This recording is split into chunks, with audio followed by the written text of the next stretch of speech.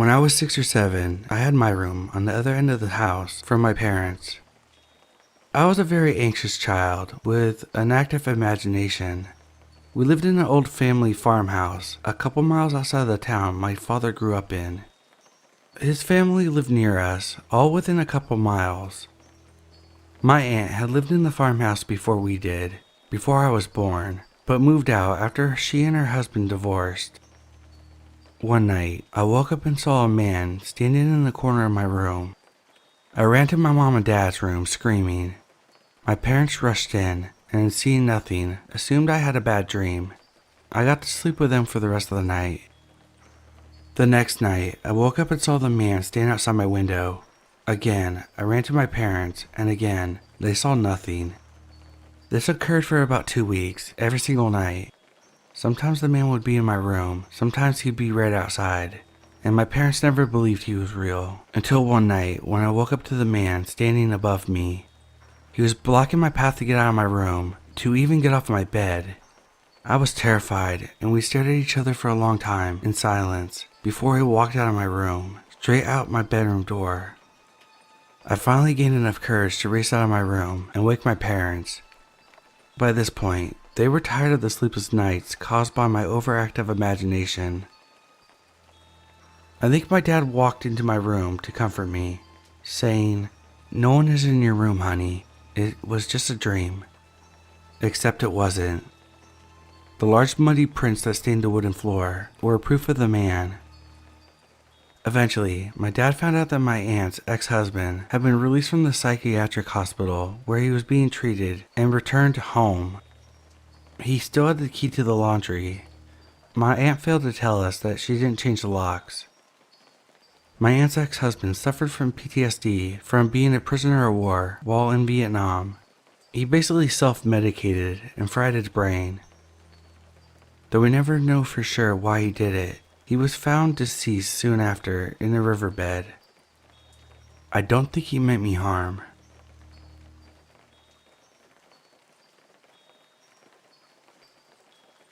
I'm staying at my friend's house for the weekend to spend time with him while he's back from college.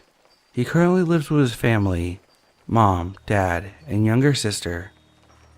While I was using the bathroom, I looked over to the right and noticed a black square adapter plugged into the wall, facing me directly. I looked closer and noticed that it had a black hole in the middle of it, kind of looking like a camera. I don't know if it's exactly a camera or just a small hidden LED light to show something is charging. I then noticed that it was connected to a cord leading into what looks like a white charger block, but I honestly don't know what it could be. If it's a camera, it definitely caught me staring at it and taking photos, so I'm a bit nervous. Plus I'm female. It's scary to think someone could have been recording me and could be posting it online for some easy money. I know he's not the type of person to stalk on somebody, but he hasn't been home for that long, so I think it might be his father's. I want to bring it up and ask about it, but I want to be sure that I'm not overreacting. I have a photo of the adapter if anyone's interested in helping. I'll gladly send photos to help. Update, next day. Wow, I wasn't expecting this much help, so thank you. I'm currently still here at the house and waiting for my roommate to pick me up and take me home, since I currently don't have a car. If I did, I'd be gone by now. She's aware of the situation and is just as interested as me and scared. I do have one issue.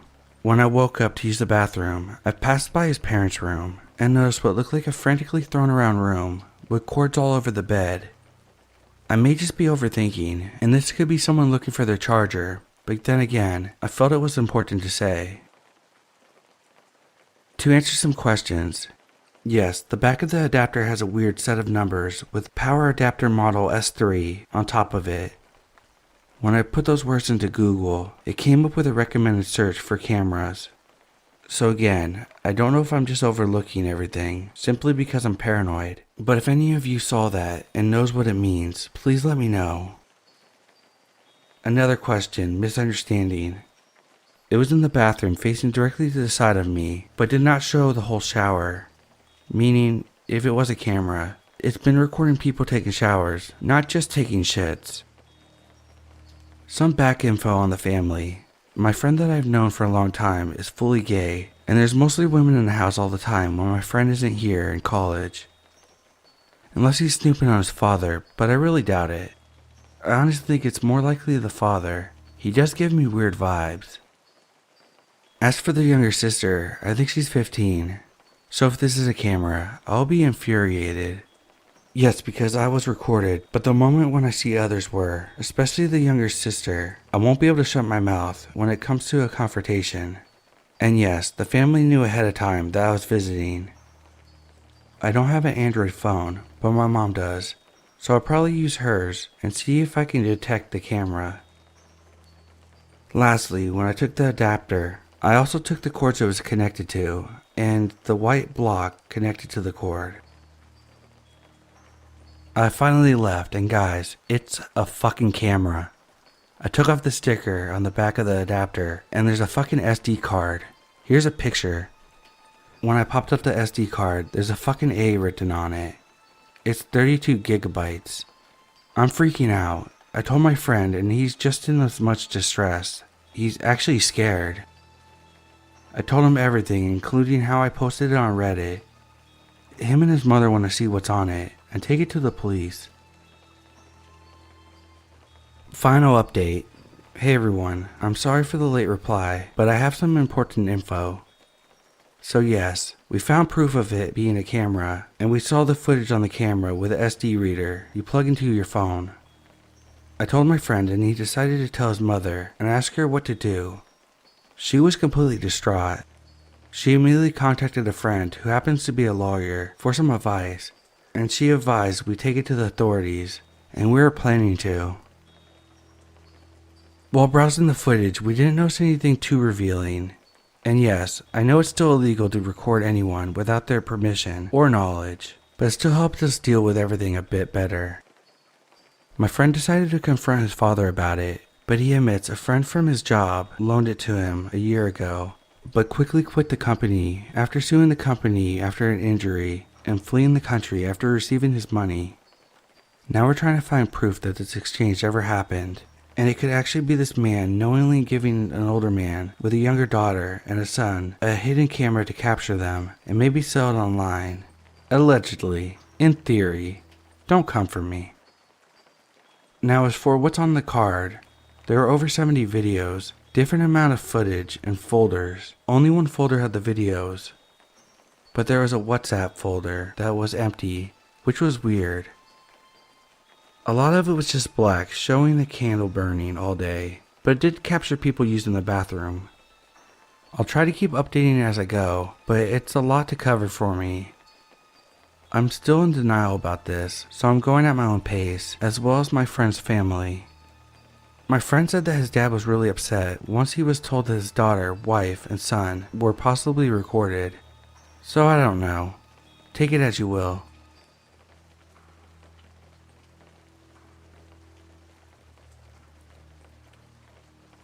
Okay, so around 9 or 10 years ago, I was living with my mom, dad, and older sister in an oldish house in a very small village.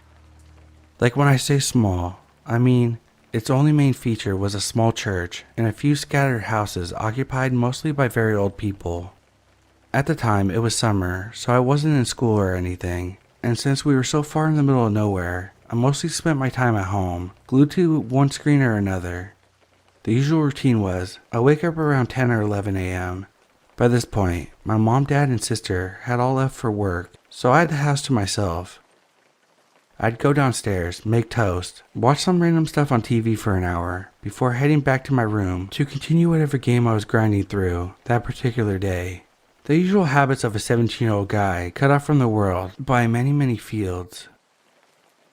I should give a quick rundown of our house. It was an older cottage with 2 rooms upstairs, mine and my sister's, and everything else downstairs.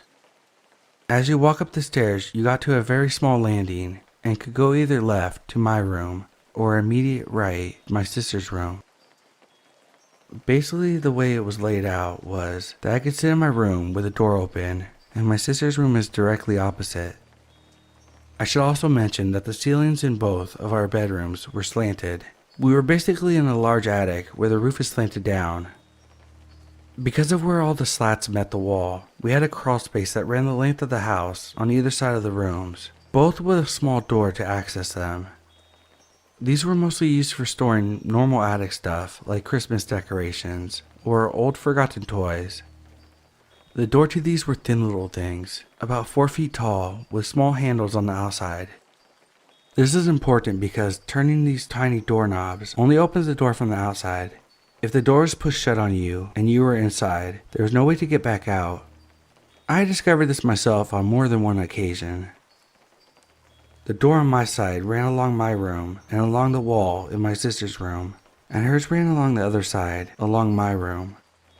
The space was not very big. You had to crouch to stand in it, and most of the time that you were in there, you'd be crawling on your hands and knees. This is all important, I promise. Anyway, this morning I was awoken to a familiar noise, some sort of small creature rustling around in the crawl space on my sister's side. I could hear this because my bed was against the wall that ran along it. Not an unusual noise living in the countryside. We had mice almost constantly, and they pretty much had the run of the storage space, no matter how many traps we put down. I thought nothing of it and got up and went off to begin my morning ritual of toast and television. The first odd thing I noticed while watching TV was I could hear movement from upstairs. My sister's room was directly above the living room, so I assumed that she had just not gone to work that day for some reason and continued munching. Around an hour or two later, I went back upstairs and booted up my PC. As I was waiting, I turned around to open my door and faced my sister's closed one and realized it was late in the day and she had not yet left her room. This was odd since she's normally parked up on the sofa in the living room on her days off and wouldn't move until our parents returned. We're not the most active family. I started to think that maybe she was at work and I had just imagined the noises from upstairs. But as I mulled this, I noticed a crack of light on the bottom of her door and a shadow past it. Okay, so there's definitely someone in there. It must be her, right? I once again pushed it out of my mind and went back to my PC. More time passed and the thought came back to me. Why would she be at home but not leave? She only had a small TV in her room and no books, so what had she been doing in there all day? I glanced around again and saw a shadow under the door. She was still moving around in there, so what was up? I finally decided to knock on her door. I knocked a few times and said her name. No answer. Weird, but maybe she had her headphones on or something. I knocked a bit harder again and said her name again, but louder. No answer. Alright, I thought, fuck this, I'm just gonna go in. So I cracked the door open and peered around. I found an empty room. No one was inside at all. Feeling slightly confused but better that it was just my imagination, I stepped in properly and looked around. I then saw something that made me full of panic. Near the bottom of the door leading into the crawl space, there was a small hole that a mice had made to get in and out at the bottom. Really small, but just big enough to fit half your hand through. There, coming through the hole were 4 fingers, holding the door shut from the inside. At first I thought, no, it can't be fingers, don't be stupid, until I watched them slowly creep back through the hole, into the crawl space. I lost my shit, very quietly though, I might add. I backed out of the room, shutting the door behind me, and ran to my room. Being a stupid teenager, I grabbed what might be the most imposing weapon I could find, a fake Winchester rifle cap gun I got from Disneyland a few years prior. I figured that if whoever was hiding in the bedroom didn't believe that it was a real firearm, I could at least hit them with it. I ran downstairs to where my dogs were, on the far side of the house, and called my mom, who worked about 5 minutes away. She told me to stay put, and that her and her manager were on the way. By this time, I made a small upgrade from my fake plastic rifle to my dad's golf clubs. I felt much better with that. Finally, my mom and her boss, John, turn up, and I tell them everything leading up to this point. They say okay, and we set off upstairs to investigate, me rather unheroically bringing up the rear with my golf club. We get into my sister's room, and I point at the door. I'll never know if my mom's just hard as nails or massively stupid, But while John and I watched, she marches over to the door, yanks it open, and sticks her head in. A moment passes while she looks left and right, and John and I are preparing to yank her back from the clutches of a psycho, hobo murderer hiding in there before she shouts, "Chris, what the fuck are you doing in there? Get out!" Small amount of backstory. Chris was my sister's boyfriend. Unbeknownst to me, the night before, my dad had asked Chris to leave, as he had stayed with us for around 5 days at this point. He said, "Yep, that's cool," and as far as my mom and dad knew, he had headed home. What really happened was, instead of him leaving, him and my sister planned to make it seem like he left, then he could stay another night. He then would wake up before my mom shouted to my sister to wake up for work, like she did every morning, and would hide in the crawl space and sleep there until everyone left for the day. There was one small hitch in the plan that they did not think of. You guessed it, me. They had forgotten I was home and conveniently sat directly opposite to the exit, and he was trapped. When I knocked, he hid himself behind the door and held it shut to prevent it from being locked. Anyway, my mom swiftly told him to get the fuck out and not to come back. Sadly, this was not the last time we saw the guy. As it turned out, he stole quite a bit of money from my sister's room while he had been hiding out in there. My sister makes terrible decisions. He got her pregnant and proceeded to smash the windows, trying to get her and the baby around a year later. For a while, we lived in the same city, and when I went off to uni, he was spending time in a prison there for stabbing someone in a completely different town. Super guy. Oh, a small topper to all of this. As I mentioned earlier, the only rooms upstairs were mine and my sister's bedrooms. He had been in there for close to 14 hours with no access to the toilet. But no worry for this guy because he had lots of empty bottles to piss in, which he kindly left behind for us to clean up. And finally, around a year later, when my mom was getting out the Christmas decorations, which were far back in the storage space, she found a small bag filled with feces. I should mention, where she found it is exactly next to my bed and on the other side of the wall. Was it the rustling that woke me up that day? It was him, hiding his shit amongst the tinsel and tree. So, sister's baby daddy, who hid in her crawl space and used it as a private bathroom. Let's not meet, yeah?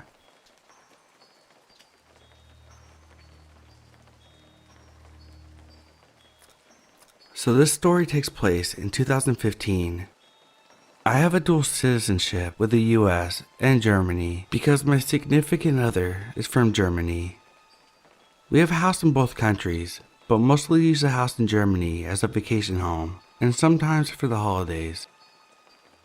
But anyway, so this started in October. We had came for Oktoberfest, and the door was unlocked when we got there, so we called the police, and they cleared the house, and later we were shown pictures of what happened inside. A body pillow was on the bed, under the blanket, and was stabbed over 10 times. The pictures on the wall were all broken, with the pictures inside all ripped up. The person also stole the microwave, of all things. It was super creepy, and we sold the house and moved to a newer house with a bunch of cameras.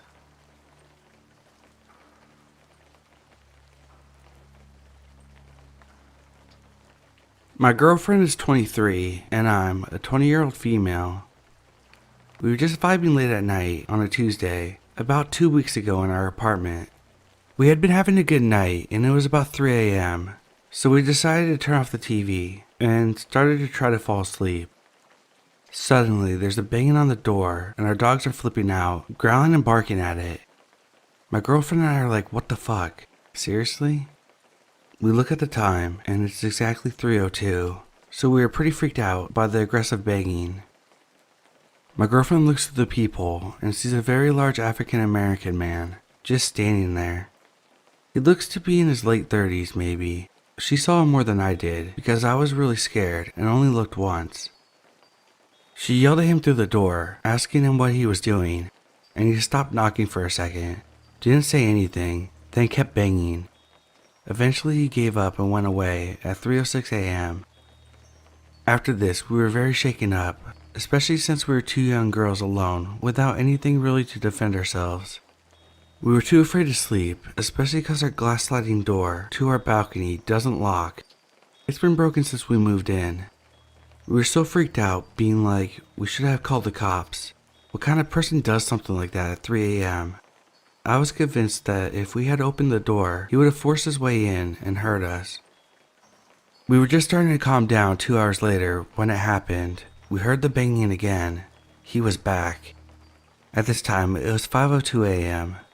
I still think it's weird that he came back exactly the same time, 2 hours apart, but he kept banging. This time, my girlfriend shouted at the door, asking what he wanted, and I was freaking out, cuddling with our dog, who was scared and whining. This time, the guy started talking, asking if we knew some guy named Kyle on the 3rd story, and he kept telling my girlfriend that we needed to open the door because he couldn't hear us. At one point, she touched the lock by mistake, and he seemed to dart forward really fast. Eventually, she shouted for him to go away, and it's the middle of the night, and he just said sorry and left. We were freaked out after that and thought we should have called the cops, but to be honest, we don't like cops, and we are stoners with a sheet of acid in the closet, so we didn't really want them involved, but we told our apartment front desk. We thought it was over, but then on a Saturday, 4 days later, this guy came back again. This time it was during the day, around 11 a.m., so my girlfriend opened the door even though I was still scared and didn't want her to. He told us that we were hot, and that he wanted to take us back to his apartment, and he watched us from his balcony all the time. He pointed at the apartment he lived in, which was across from us, and we could see each other's balconies.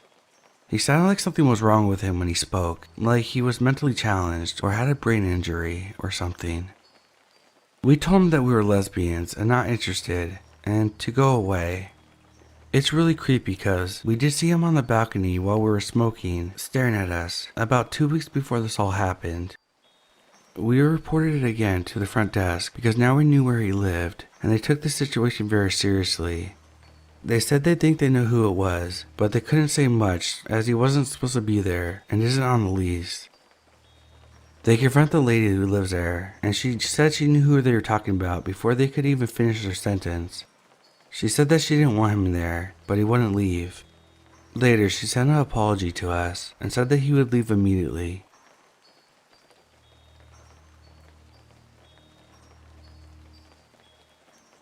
A week ago, I was finishing late at my work. I leave my office around 9 p.m. and arrived at my home at 10 p.m. I live in a building with particular people, deterioration, violence, and some others. So while I'm in my building yard, my eyes were caught by some unusual thing. I lifted my head to the sky and saw a man on the roof. The night did not allow me to see him in details, but he was there, standing up on the edge of the roof, looking at me. He was very tall and thin, and stared at me non-stop while I was walking up to my building door. So at first I was afraid of him, staring at me motionless, but now I'm afraid because I live on the last floor.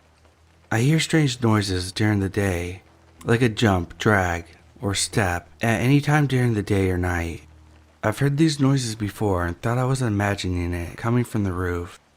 Now I have the evidence that it's not my imagination. My boyfriend and I wanted to leave this building for years, but our means do not allow it. Today I've never been so scared of someone in my life, but I don't know what to do.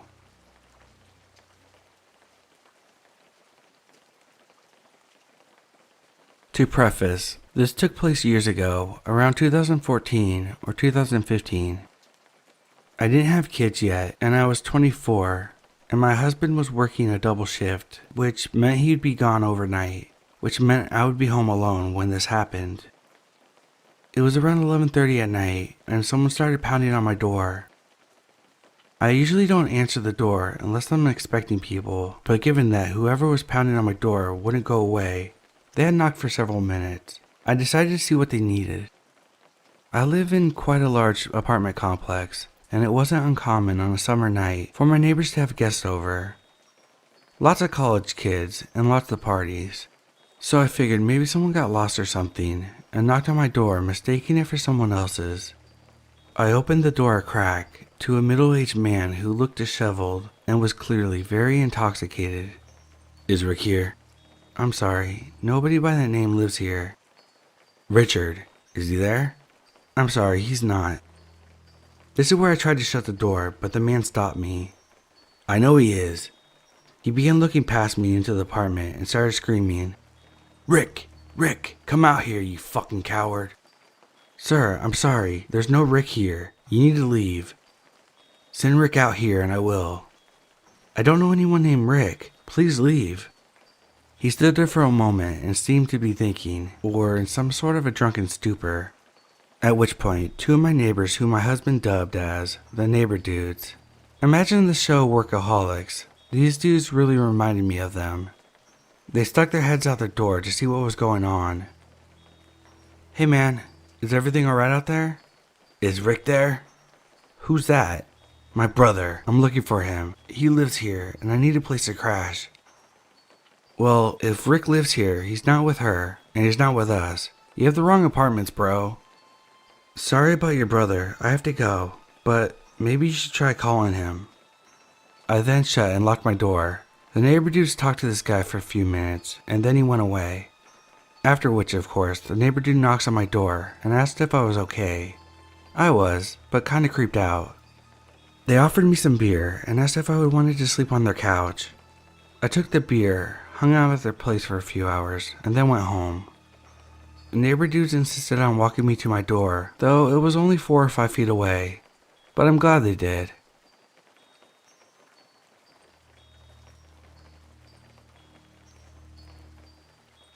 Years ago, I lived in a small town with my then boyfriend. A crackhead used to come regularly to my door. We lived in a small old mill house that was about $400 a month. I had just moved out of my parents' house, and $400 was a pretty good deal for being right outside of a fairly large city. However, there were some consequences that came along with living in such an affordable home. There was a local crackhead that would always go door to door asking for handouts. She was a middle-aged lady who was clearly on some serious drugs and didn't take no for an answer. I was in the shower when I heard my pit bull aggressively barking. She never does this. I call out to my boyfriend, but no answer. I quickly wash my hair out and get out of the shower to figure out what was going on. As I walk out of the living room, I found my dog, who was whimpering and staring out the front door. We had a glass door, as well as my boyfriend's shotgun leaning against the wall right next to the door. Odd. I freak out a little bit because my boyfriend's car was gone. I try calling him, but find his phone ringing on the couch. At this point, I'm not sure if I should call the cops or wait, as my boyfriend at the time was an asshole and would probably scold me for worrying if there was in fact nothing wrong. About 10 minutes of anxiously considering my options, my dumbass boyfriend pulls back up into our driveway with a woman in his front seat. He eventually comes back and explained that she had came to the door asking for a ride to the gas station to get kerosene for her heater.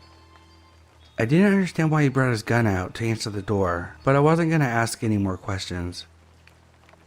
After this, she would constantly come by the door asking for different things like cigarettes, beer, and rides to different places. My ex would always oblige. One night, she came to our door asking for alcohol, but we didn't have any, so she asked my ex for $5.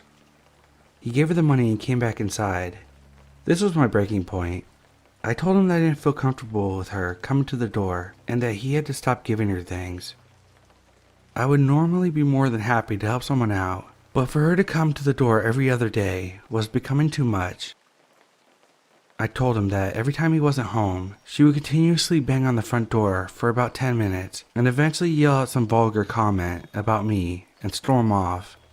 He told me that he didn't want to say no and didn't know how to get rid of her. One night, when my ex wasn't home, I had a work friend over for dinner and drinks. It was around 10 p.m. when I got a knock at the door. It was a crackhead. She asked me for a ride, and I told her I had a guest over and couldn't. She then proceeds to put her hand out against the door, as if to hold it open, and asked where my man was. I told her he wasn't home, and my girlfriend walked over to the door to check if I was okay. The crackhead told us that she needed to go to McDonald's because she was a diabetic and her doctor said that she needed to be on a special diet of hamburgers. My friend, who was in the medical field, told her that that doesn't seem sound. Angrily, the crackhead replied with that they make her special hamburgers. Over it, I began to shut the door, but she pushed back. "Well, can I have a beer?" she asked. I shot her a dirty look for trying to fight back on me shutting the door. I told her no, and with my friend's help, we finally got the door shut. Just as she screamed, "What about a cigarette?" She sat outside the house yelling until she eventually walked away. I told my ex about the incident, and we finally agreed not to answer anymore.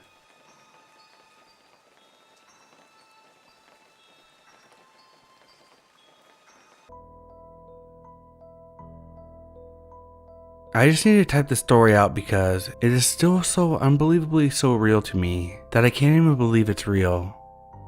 Not sure if this is the right sub to be posting this, but hopefully it applies. So last fall, I started using dating apps seriously because I really wanted to branch out and meet new guys. I moved home after I graduated in May, which was still in the pretty early stages of COVID, so I was lonely. I had only ever used Tinder, so my friend told me that I should try Bumble, and at first, it was fun. I matched with a few guys, and they were nice, but the convos kinda died off after a while. I didn't really form a real connection with anyone on there. One of the guys I matched with asked for my Snapchat, which I gave him so we could talk on there, and we followed each other on Instagram. That kind of stuff is harmless to me, and I didn't really think much of it. Our convos didn't last long, and we stopped talking after just a few days. He was a little strange, and I was turned off by it. Fast forward a couple months, and I get a message from him on Instagram. He told me that he unfollowed me because of my support for Joe Biden during the election, and then proceeded to spam me with over 40 messages trying to convince me to change my views and vote for Trump. I'm a very liberal person, and if I would have known he was like this, I would have never spoken to him. He kept telling me how people have blocked him before for doing this, and to please understand where he's coming from. His last few messages were memes to ease the tension on the one-sided convo. He and I never talked long enough for him to feel comfortable messaging me like that. I didn't respond, I didn't even block him. I opened the messages so he could see that I saw them, and then unfollowed him. The next morning I got a notification telling me, "This message has been unsent by the sender," for every single message. Of course, I screen recorded it and sent it to my friend to tell her what happened because it was creepy and bizarre. It was over after that though, and the topic of this guy didn't come up again, so I moved on. A few weeks ago, I was scrolling through Facebook and I saw a post by a local news station that was shared from the town that this guy was from in my state that's about an hour away from me. It was a news article about a guy who shot and killed an 87-year-old woman who lived in his apartment complex with a semi-automatic rifle. He was trying to get other residents out of their apartment until he was shot and killed as well by a resident in order to protect the others who lived there. As I was reading about this guy, the guy's name and face seemed so familiar, and then it clicked. It was the same guy. I went back to the screen recording of the messages I took a few months ago, and they confirmed it was him. I'm not sure how to describe what my response was, but I got really sweaty and my heart was racing when I made the realization. It's extremely disturbing to know that I spoke to this man and even had a weird experience with him. It's been a few weeks since I found out and I still feel weird about it. I was just reading about it today since more details have been reported since the initial shooting. Sometimes I think about the what ifs.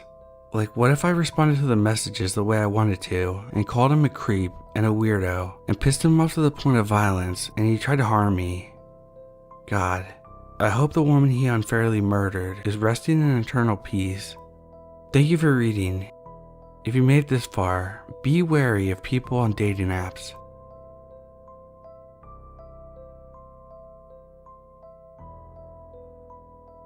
So, I'm 23 and live in California.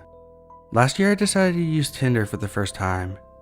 I had previously used Hot or Not and Plenty of Fish, but mostly just got bots and scammers, so I already wasn't very big on online dating.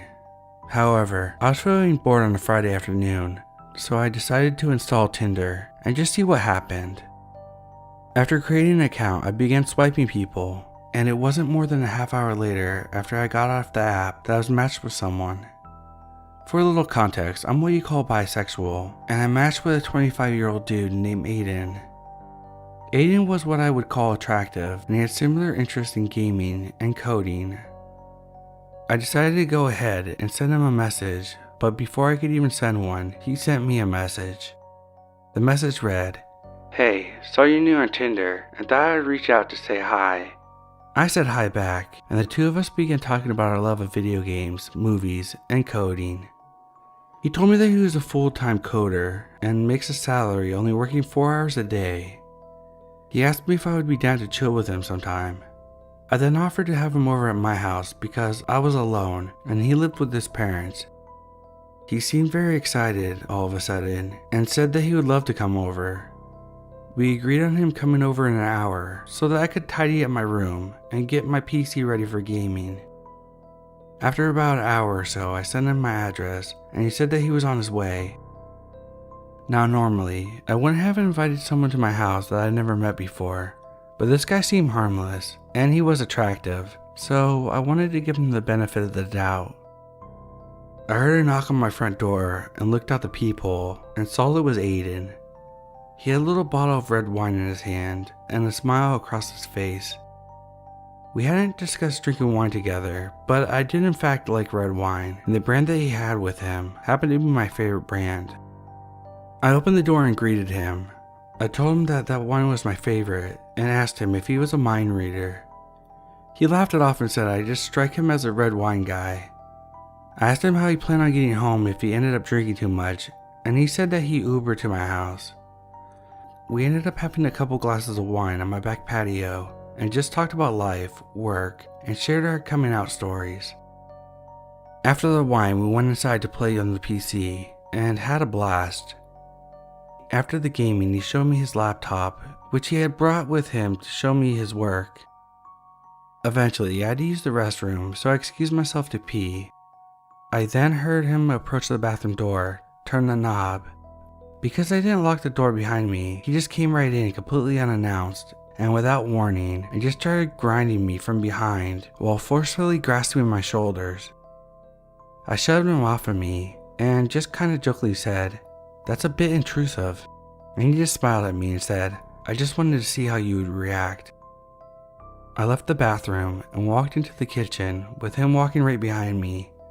I asked him if he wanted more wine or maybe some water, but before I could grab the water bottles from the fridge, this dude pushed himself against me and groped my private parts while smiling at me super creepily. This time, I was completely taken aback. I shoved him off of me forcefully and yelled at him. I told him that we just met and I didn't think it was right time to just jump into something sexual. He said that I was just a waste of time and that I had no idea what I was doing, and I gave gays a bad name, then said I was being homophobic. I told him that if I was homophobic that I would not be hanging out with him and talking the way we were, and that I found him attractive, but he was crossing major boundaries. He just laughed and said, "In the gay community there are no boundaries," and then just like that he said he had to go. Thank God, I thought to myself.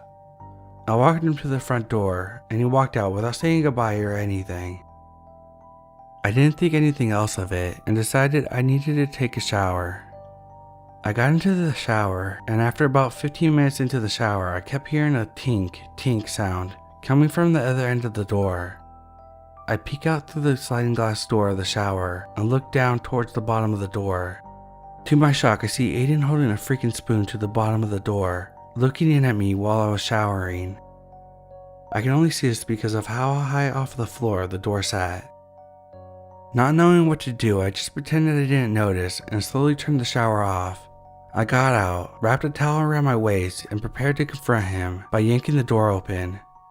Before I could do that, I heard him snap a picture on his phone. I flung the bathroom door open, and he flew down the hall, out my front door. I saw him getting into a white Honda Civic and drive away. He had lied to me about taking an Uber for some reason. I have no idea what the hell he took a picture of, or why he took it in the first place, but I can imagine it wasn't for anything good. I immediately blocked him on Tinder and was paranoid that he would return. So that's my story of a Tinder creep who groped me in my own house. Edit. I did lock the door after the first time. I think he got through my back sliding glass door.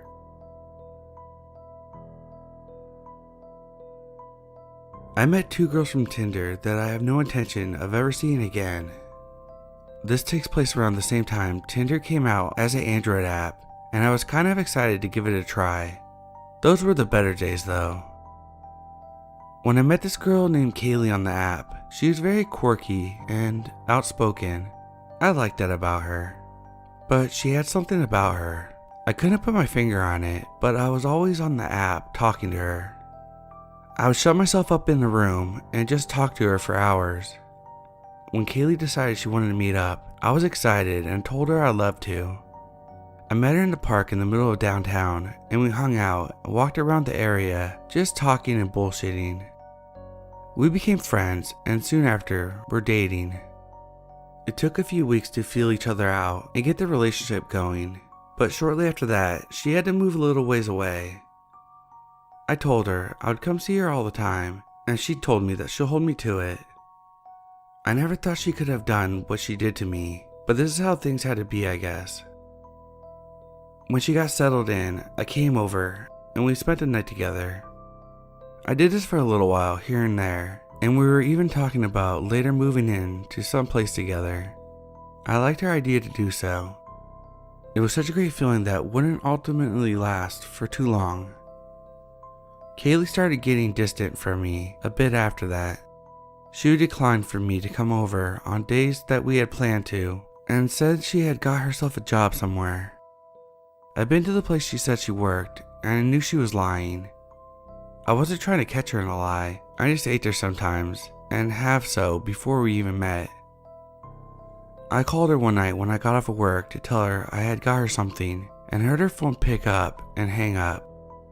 I figured it was a glitch of some sort and called again. A guy with a rough voice answered the phone and told me to stop calling. I got on the Tinder app to message her to see if her number had been shut off, but she never answered.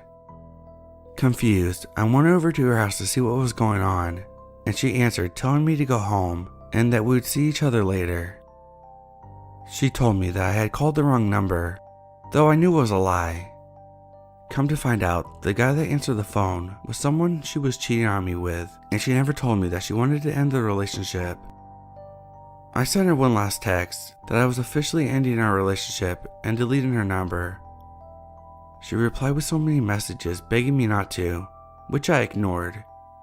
She cheated on me and lied about it. I wasn't going to stick around with someone that was going to do that to me. So later, I got back on Tinder to find someone else, after I finally had gotten over her and the hurt. I found a girl named Sam who was kind of on the quiet side, but she was nice. Long story short, we talked, met, and ended up together. Weeks and weeks went by, and I noticed all she wanted to do was go to the bar. Every night to her was ladies' night, and I would just be the third wheel. If I spoke up about wanting to do anything else, she'd hit me and belittle me. Sam might have been on the quiet side, but when she had a few drinks in her, she would turn into a loud and obnoxious person, and didn't even consider my feelings or anything I wanted to do. I was in a relationship with her, yes, and I did love her, but she had a problem. She would always tell me to be a man when I tried to talk to her about anything, and I finally figured out what her issue was after she backed me into the corner one night. She was a major alcoholic and had no self-control when she would drink. I'd drink with her and all that, so at least she couldn't get me on that, but the abuse was too much to handle. The last straw that broke wasn't with the alcohol problem, but with a drug problem she started. She liked to take pills. The cops knocked on my door one day asking if she lived at my house. She had told the police that she lived there, and they wanted to search my house for drugs. I had to keep telling them that she didn't live at my house and gave them her address because I was done with her at that point. I had been lied to before, and that hurt bad enough, but to lie to the police and try to get me involved in her drug adventures, I was not going to take. So I broke up with her and felt like a weight had been lifted off of me. I've since found someone on Tinder that isn't crazy and isn't a cheater. She's been my girlfriend for a long time now, and I don't see an end in sight since we work well with each other. Kaylee ended up getting pregnant with the guy she cheated on me with, and he left her for someone without kids. Sam is a pillhead now, and she's gotten into the jail loop. I'm glad I didn't stick around with those girls and watch them ruin their lives. I just got told on Facebook about it. Everyone knows each other. Smaller towns are like that.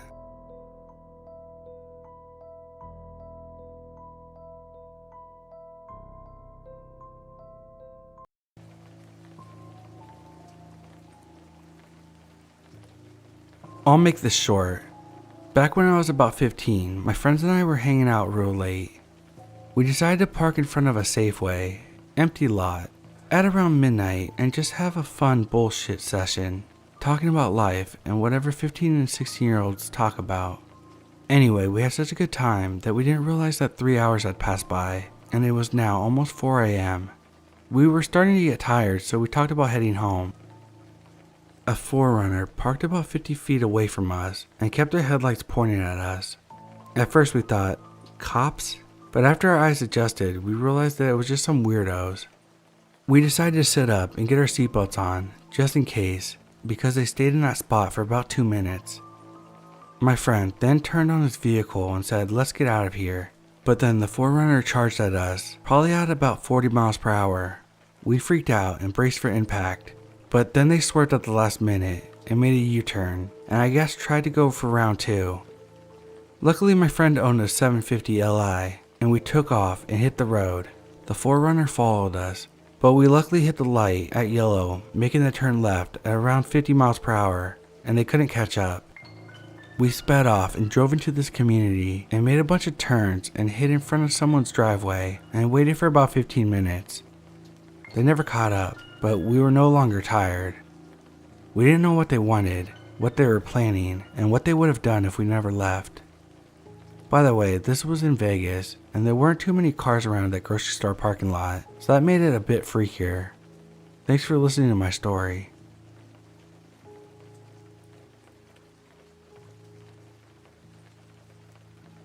I saw another post earlier today, which inspired me to post one of my own stories.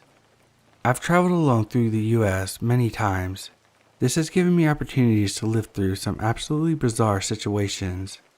I've had 2 different encounters where I thought I was about to enter the nightmare of my life. First story. I was camping about an hour from Santa Fe on a weeknight. It was cold, and I was supposed to leave early in the morning for Texas, and it was forecasted to snow. Being the young genius that I was, I slept in my Jeep to negate all these.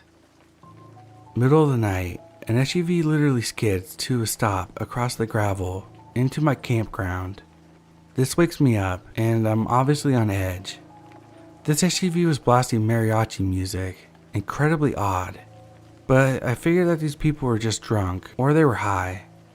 The doors open and the people get out, and they start running through the woods, screaming bloody murder. I mean, these people sounded like they were gonna die. I am at an absolute utter loss. After maybe a minute or two, everything gets suddenly quiet and I don't hear them anymore. Tucked into my sleeping bag, I start to absolutely crap myself. I'm sitting here, cramped up in the back of my Jeep, wishing and praying them away. I don't know how long it was. I dare not look at my phone, but eventually I heard quiet voices around my Jeep. The only thing I caught was, "Do you think someone's in there?" As you can imagine, I absolutely lost my cool. I started screaming and crawled as fast as I could to the front seat where I turned the lights on and put the key in the ignition. As I looked up, I see people scattering away like roaches into the trees and down the mountainside. Ever since, I keep a J-frame revolver in the middle console whenever I travel. My state permit is recognized in a lot of places, so it's a nice luxury to have. Story 2. This was in the city of Little Rock, Arkansas. I was heading to Oklahoma from the East Coast to visit my family for Christmas. I was too cheap to pay for a hotel, so I got off the I-40, parked behind a hotel, and slept in my Jeep. Middle of the night again. I get woken up by the sound of small scraping noises. Confused, I open my eyes to see a figure outside attempting to work the zipper of my soft top. Horrified, I simply sat there. It wasn't until he managed to stick his hand through the small opening that they had created that I reached out and grabbed the nearest thing to me, which was a Coleman lantern, and smashed his hand with it. Without waiting to see the results of this, I jumped into the front seat, worked the ignition, and peeled out of that hotel parking lot faster than I ever think I left anywhere. I didn't stop for gas, red lights, breakfast, or anything. I merged straight onto the I-40 and continued west for almost 30 miles. Needless to say, that was the last time I ever slept in my Jeep. I have some other stories, but they're definitely not as entertaining.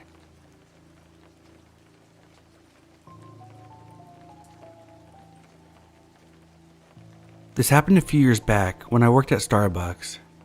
I was opening supervisor, and our store was kind of in a rough area.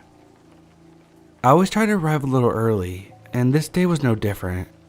I pulled in before my coworker had gotten there, but in the otherwise empty parking lot was a truck parked sideways across 3 spots. The truck is facing the parking lot exit. Already wary, as it's around 4:15 a.m. and there were no working streetlights in the lot, I kept my doors locked and stayed in my car. Not a minute later, a man gets out of the truck and walks up to my car, knocks on my window. I cracked the window an inch, and he starts telling me how he has to get to the airport and he's in a hurry, but his truck needs a push to start. Tells me specifically, "I just need you to come and push for my door. I'll be in the driver's seat, and that will give me the momentum I need." I don't know shit about cars, but that set off all the alarms in my head. Not to mention that if his car was having trouble, our airports are really far and only accessible by the freeways. Not an easy trip for a struggling vehicle. I tell him I'll be happy to push the truck from behind once my coworker arrives, but refuse to get out before. He immediately blows up. He screams and calls me all sorts of names, then storms back to his truck. He starts his truck up and speeds out of the parking lot. Never had anything come of it, but I'm pretty sure I foiled some malicious plans from this man.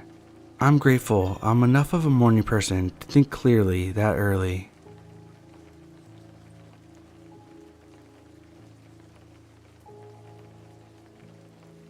My girlfriend and I were a few months away from being parents for the first time, and we were both working jobs. I worked in retail as a key holder. She was working as an assistant manager at a place in the local strip mall. After my shift one day, I took the deposit bag, wrapped it in my clothes, put all of that in a bag, and went to walk the 5 or so minutes to my girlfriend's work. Just before I got to the door of the mall, a man came up to me and asked if I could help start his car, and that he needs to get to work, but he can't do it himself. Now growing up, my family had cars like that, so I was like, damn air intake, or whatever, and said that I would help. We walked around the corner of the mall to where the car was sitting. That's the car I'm gonna help start, I think to myself. The man says, so we just need to get in, and I'll drive you to my car, I need help starting. Hairs on the back of my neck started to rise. I have ignored my gut instincts before, but this is a sensation that was very clearly telling me, ignore these psychological warnings at your certain peril. I quickly explained to him that I thought it was going to be a very quick thing, and I have somewhere I needed to be, and I'm already late. I apologize and walk away from him into the mall. I watch him leave in his car before going into my girlfriend's workplace.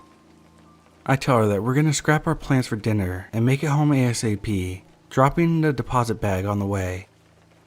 As we are crossing the parking lot to head to the bank in a roundabout way, we see the same dude, who was in a hurry to get to work, slowly driving around the Target parking lot, just scoping people out. There's no doubt in my mind that I would certainly have regretted getting in that car with that man. There's a good chance I wouldn't be able to type this story out today. If your gut instinct ever throws you a spidey sense vibe, listen to your body.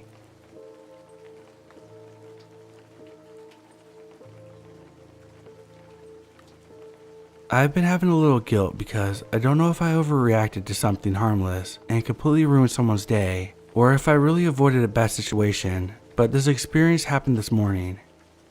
I got up early to get a money order to pay rent. The grocery store I frequent has a money service area for customers where I typically go and have had no issues. I live in a major college city, so it's usually always buzzing pretty early to where I feel I'm safe going out on my own. As I'm getting back into my car to leave the store, I noticed a guy trying to get my attention. He didn't say anything, but just motioned to me with his hand, sort of discreetly. He was wearing a mask, COVID protocol, and a bandana on his head with a jacket. I live in a very warm area, and we're approaching summer already, hitting 90s in the spring, so a jacket didn't make much sense. He was definitely larger than me, as I sat 5'2", weighing in between 120 to 130 pounds. He wasn't really making eye contact, but checking the surroundings as he approached with his hands in his pockets. I locked my door out of caution since I was parked further from the store, and he got up to my window, then peeked in and started tapping. He motioned for me to roll down my window, and I kinda told him no, like I had to go and I didn't have cash. He stood straight up and started to unzip his jacket. At that moment, alarm bells went off in my head, thinking that he was gonna pull a weapon. My car was on, so I quickly shifted in reverse and backed out of the spot to leave. I didn't stay long enough to see what he wanted, but he immediately zipped his jacket back up casually and walked back towards the store entrance. It was still pretty early, and there were other cars, but the parking lot was fairly empty at the time, and no one was looking in my direction. I just remember reading that once someone got into your car and got you to another location, you were less likely to survive. He didn't seem like he wanted to make a scene, so my instincts said drive off. I think my guilt comes from making an assumption that he wanted to cause harm, but his approach was just alarming to me. I mentioned it to my boyfriend when I got home and my sister, and they both think I did the right thing. I'm glad I was able to act quick.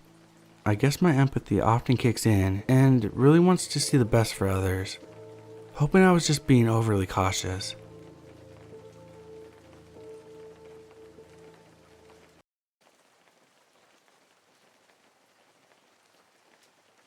So I work in a pretty busy part of my city, and when we close and I begin to drive home towards the less busy neighborhoods, I will occasionally catch a car behind me that follows me almost all the way home. Not every time, but always the same car, a mid-sized silver SUV. But every time, right before I go from aware to hyper-aware, they turn off onto a side street. We're talking about going from 41st Street to like 8th through several turns, and the car's generally a car length behind me. Tonight is a Friday, and folks are being dicks, tailgating, honking on a busy road. I almost get rear-ended before I turn off towards the residential part, but I don't think too much of it until I realize that the car that almost hit mine is now a half block behind me. The car follows me, again, a half a block behind, but they keep flipping their brights on. At first, I think it's an optical illusion, like when you crest a hill and the road ahead gets brighter for a second. But then I realize it's consistent on flat roads.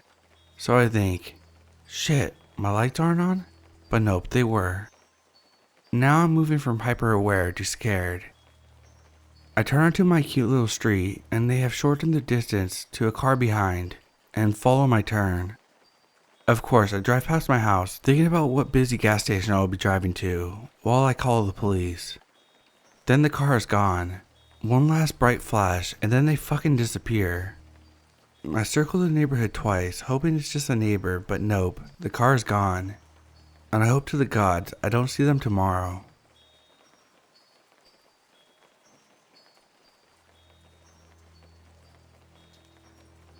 At the time, I assumed that they were after me, but looking back, maybe they had something else worse in mind. I was sitting at a public park, eating some food from the bakery. I was with my 1-year-old, and she was in her stroller. I didn't have a car at the time, so we walked to the park, which was a 20-minute walk or so. I did notice 2 men in a little truck pass by me and look at me while we ate. No big deal. And then, they passed another time. I still don't think too much of it until my walk home. I was at the park for a while, so when I saw them again when I was walking home, alarms did go up. Why were they still driving around? A lot of people drive through the park, as it's a public park, but for that long? As I walk down the long street towards what turns off into mine, I see them sitting there on the side of the road just ahead of me, obviously waiting for me to pass. So I turned back to the park and decided to take the long way into the neighborhood. As I walk a bit into the neighborhood, I just happened to turn around to see them stopped, looking at me. It was extremely hot outside, and I hated not having a car, so needless to say, them forcing me to take the long way home by being creeps pissed me off. It was a dumb decision looking back, but I stuck my middle finger at them. They took off, so I continued walking down the street until I actually saw them at the end of the street I was on. It took them a minute or two to get there, so I thought I was in the clear. I panicked and actually knocked on someone's door. The lady had her husband give me a ride home, and he searched for them before dropping me off. Sadly, I didn't see them again. I was actually starting to cry and was really scared by the time I knocked on the door, but since the guys disappeared, I wonder if they thought I made it up for a free ride home. I never saw them again, and I avoided the park for a while. There were two guys sitting in a two-seater little truck, so I'm not sure if they were harassing me for fun or had plans to kidnap us in that teeny truck. I will never know. Being followed was extremely scary though, and especially having my baby with me. I always assumed that they were after me, but maybe they actually wanted to kidnap my baby. They might have just been messing with me, but either way, it was a very scary experience.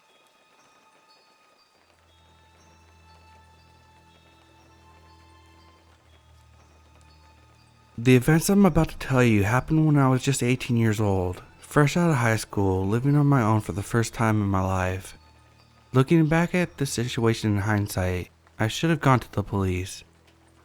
I worked at a children's clothing store called Justice. I was working a typical shift, 8 a.m. to 4 p.m., when a pretty atypical customer strolled into the store. Right off the bat, he gave me major creep vibes. He was a dirty, smelly, upper middle-aged balding guy who didn't even have a child in tow. Definitely not something I'm used to seeing in this particular store. He didn't seem generally interested in the merchandise, only showing interest in the few of the displays anytime I would look over at him. I could feel his eyes on me as soon as I would go back to stalking.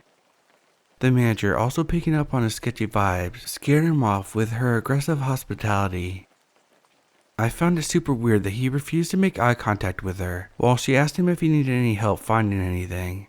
He just shook his head and said no and left in a hurry. I saw him walk past the storefront once or twice after he left, but since this Justice was located in a small strip mall, it wasn't that weird, so I didn't give it a second thought. I made a mental note of it though, since at this point, the whole staff had been talking about the greasy odd sketchball, and my manager, who had been eagle-eyeing him the whole time, pulled me aside and confirmed to me in private that my suspicions had been correct. He had been staring at me the whole time I wasn't looking at him. That had happened considerably early in my shift, and by the end of the day, after dealing with multiple Karens, the sketchball was far from my mind. I clocked out, headed out into the parking lot, got in my car, and started driving the 7-mile drive home. About halfway home, I looked in my rearview mirror to see a white truck with a plow on the front of it, right behind me. The only thing that struck me as odd at first was that it was midsummer, and this person had a plow on the front of their Toyota. The windows were tinted so dark that I could barely make out the outline of the driver. Suddenly, I got a sinking feeling as I remembered the sketchy, greasy guy. I decided to see if I was just being paranoid, or if this person was trying to follow me. I'm sure I'm not the only paranoid person who has tried to make a bunch of nonsensical turns to shake off a theoretical tale. Only, unlike other times when I played Shake the Tail, this person actually managed to stay on me. After about the 5th turn down a random avenue, my gut twisted into knots as I watched the Toyota slowly creep around the corner I rounded. I had circled the block twice, and still the white truck with a plow and tinted windows was behind me. Just far enough away that I still felt like I was being just a little crazy. I decided to try one last test to determine for sure if this was just a trick of my imagination or something to actually be worried about. I winded my way out of the avenues and decided to pull off the side of the road into a little turnaround beside a local bar. I was hoping and praying with all my might that this truck would just go by, still clinging to the slimming chance that this was all in my head. I let out an audible gasp as the white truck slowly pulled up right behind me now. I saw the driver's side door open and floored it out of there before I saw anything else. Heart racing at this point, I floored it back up a different set of avenues, finally stopping at a stop sign when I felt that I was in the clear. To my horror, I heard the haunting roar of the engine with the pedal to the metal. Seconds later, seeing the white truck with the plow on the front coming so fast up the avenues that it launched slightly into the air as it passed me at the intersection, flying down a particular no-outlet road. I took my chance and turned left onto the road that the truck had came from, figuring that they were going to have to turn around in someone's driveway before continuing the pursuit. I drove white-knuckle clenching the steering wheel the whole way back to my town, constantly checking my rearview mirror for the white truck that I never saw again. I even circled my own block for an hour after that, fearing that the person was somewhere, watching me, waiting to see which house I pulled into. Once the situation was over, I naively brushed it off without so much as a police statement. The more time went by, the more the whole situation seemed like a bad joke. I never found out who was in the truck. That person might not have been the greasy guy after all. At the time, I didn't take the incident very seriously. When I got home, I told my boyfriend at the time, and he shrugged it off, so I did too. It wasn't the first creepy thing to happen to me, or the last. Disturbing to think it's not uncommon for young girls and boys to find themselves in similar situations.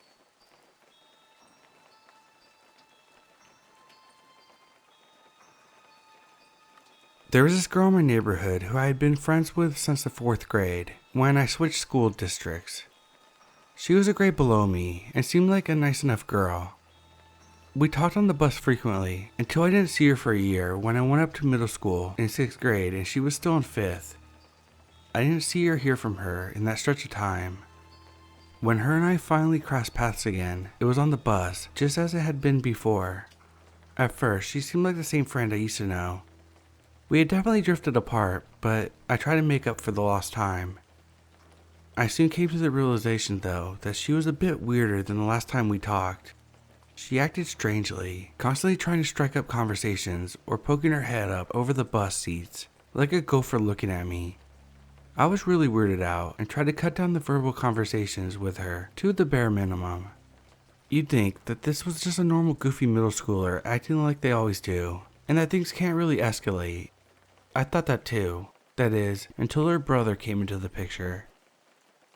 We'll call the girl Jenny, and we'll call her older brother Jake. Now, Jenny was a year younger than me, but her brother was 3 years older than me. He was a 10th grader at the time. A year before, I had sat on the bus with Jake since some idiot decided to steal my seat when I got on at the end of the day. At first, I thought it would be fine, and maybe I'd get along with him. After all, he was known to be a decent kid who was super nerdy and introverted, much like myself. The thing is, I didn't know to what extent this was true. Within minutes of me sitting there, he was trying to tell me nerdy jokes, and believe me, it wasn't as fun as it sounds. They were so dry and bland, it was painful. I kept checking my phone to see what time it was because I couldn't wait to get off the bus and get away from this guy. I myself was awkward, but not nearly as awkward as this dude. When the bus finally got to our stop, I hightailed it out of there and never sat with him again for the rest of the year. Even when it came to a day where there were 2 people already sitting in my seat, I squeezed in. But anyways, back to 7th grade. So not only was I trying to avoid contact with Jenny, now her brother comes into play. Somehow, over the last year, he started to develop somewhat of a obsession with me. I didn't want to believe it at first, but the signs became clear pretty quickly. One day, Jenny's head popped over the seat and she told me she wanted me to draw a portrait. I asked her of who and who it was for. Her response made my blood run cold. Jake asked if you could draw him a portrait of yourself. He would like to have a picture of you, and he knows that you're an artist. I have always been the artsy and creative one in my school, even being voted most artistic of my senior class this year. It came as no surprise that he knew I was great at drawing. It did surprise me though that he wanted me to draw a picture of myself for him. I mean, who does that? Who even asked for that? That's just really weird, and immediately raised red flags in my head. I told her no, that I wouldn't, and she told me that Jake would probably be upset. I wonder why he wouldn't just ask me himself, but heck, he probably knew my answer would be no. He might have even figured it would sound creepy if he himself were to directly ask that of me. It didn't stop there though. There was a few other times like that where Jenny would ask me something that her brother wanted to know. I would rarely give her answers, and if I did, it was a vague one at that. Then, I became more observant on the bus rides to and from school. I would be sleeping with my head propped out against the window, when suddenly I would wake up because I felt as if I was being watched. I would turn around, and sure enough, Jake was staring at me with a blank expression. I tested this, just to see if it was a one-time occurrence. Over the next few weeks, I would spontaneously whip my head around at random times to see if he was looking at me. Each time, I caught him in the act. His dead blue eyes intensely gazing at me, his face devoid of emotion. But a few times, I could have sworn I saw a smug look behind those piercing eyes. It was at this point that I began to feel that the bus was not safe. This guy was seriously weirding me out, and there was no end in sight. My grades began to suffer in school, and at the time I thought it was because I didn't grasp the concepts in class, but looking back on it, this probably factored into it. One day, things went too far. The bus pulled up to our stop to let us off for the night, and I immediately started speed walking as soon as I hit the street. My house was up on a long stretch of road uphill, and then I would turn and go up an even longer hill of a driveway to reach my house. Therefore, I had quite a trek before I reached the safety of my abode. So I'm speed walking up the street when all of a sudden I hear Jenny call out, "Hey Jimmy, you better run." I was extremely confused, then I saw him, running across the 3 set of yards. Jake sprinted over to me from his house, which was diagonal from mine, about a block away. I freaked out and walked even faster. I don't know why, probably because of my fear, but I couldn't run. He caught up to me and slowed down, walking beside me. In his terribly awkward manner, he tried to make small talk, but utterly failed. I can't even remember what he said, probably asking me how my day was, but I didn't care. I just wanted to get away from the stalker. He kept walking with me up the street, even when I crossed the road to the stretch that led to my house. For some reason, my brain wasn't functioning properly. I prolonged my experience by stopping at our mailbox to see if there was mail. Grabbing the newspaper, I told him that I had to go, and then I walked to the edge of my driveway and started hiking up. He watched me for a few seconds before shouting goodbye and dashing back across the street. As soon as I knew he was gone, I started running full speed up the hill to my house, unlocked the door, and threw myself inside. I ran upstairs to where my mom was sitting on the couch in the living room and had a breakdown. I was in tears, terror filling my brain, not knowing what to do, and spilled everything to my mom. I had kept her up to date with the weird going-ons, and at this point, she had decided it didn't warrant anything needing to be done. But him following me to my house, that was enough for her. She called my school and immediately got the vice principal involved, who also filled in the main principal. The vice principal told my bus driver, who then switched my seat to be closer to her, and forbade Jenny and Jake from talking or sitting near me on the bus from then on. The main principal then contacted one of the assistant principals at the high school and had him pull Jake out of class and question him, while he pulled Jenny out of her class to do the same. Both my parents and their parents were called in for a meeting, and to our horror, his parents even knew about it. They said for months now Jake had been obsessing over me, confirming what we all thought. No matter what they were doing, whether it was eating dinner or relaxing, he only ever brought up one topic, me. Ultimately, 2 conclusions were reached. Jenny was really just a pawn in Jake's weird obsession, and hadn't really done anything wrong besides just being a strange girl. Jake, while his actions had seemed suspicious and creepy to my friends, parents, and myself, were deemed as the actions of a socially awkward high schooler who was harmless. They figured that all he was just a guy who didn't know how to make friends and found someone who he wanted to be friends with but didn't know how to go about it. I just found it strange that they said this, all while knowing that his parents had admitted they were scared by how obsessed he was of me. I still don't know what to believe. I don't think he was just an awkward guy looking to make a friend. He mainly scarred me, and now I'm insanely selective about what male friends I have. This, unfortunately, isn't the last time I was stalked by an older guy, but that's a story for another time. The strangest thing is, and what really creeps me out, is something that happened a couple months after Jake was banned from being around me. My sister and I were outside in the yard playing around, doing some fantasy game we had came up with, when suddenly, out of the corner of my eye, I noticed something. Our yard had a lot of pine trees at the time, and there were two specially lined up at our playground.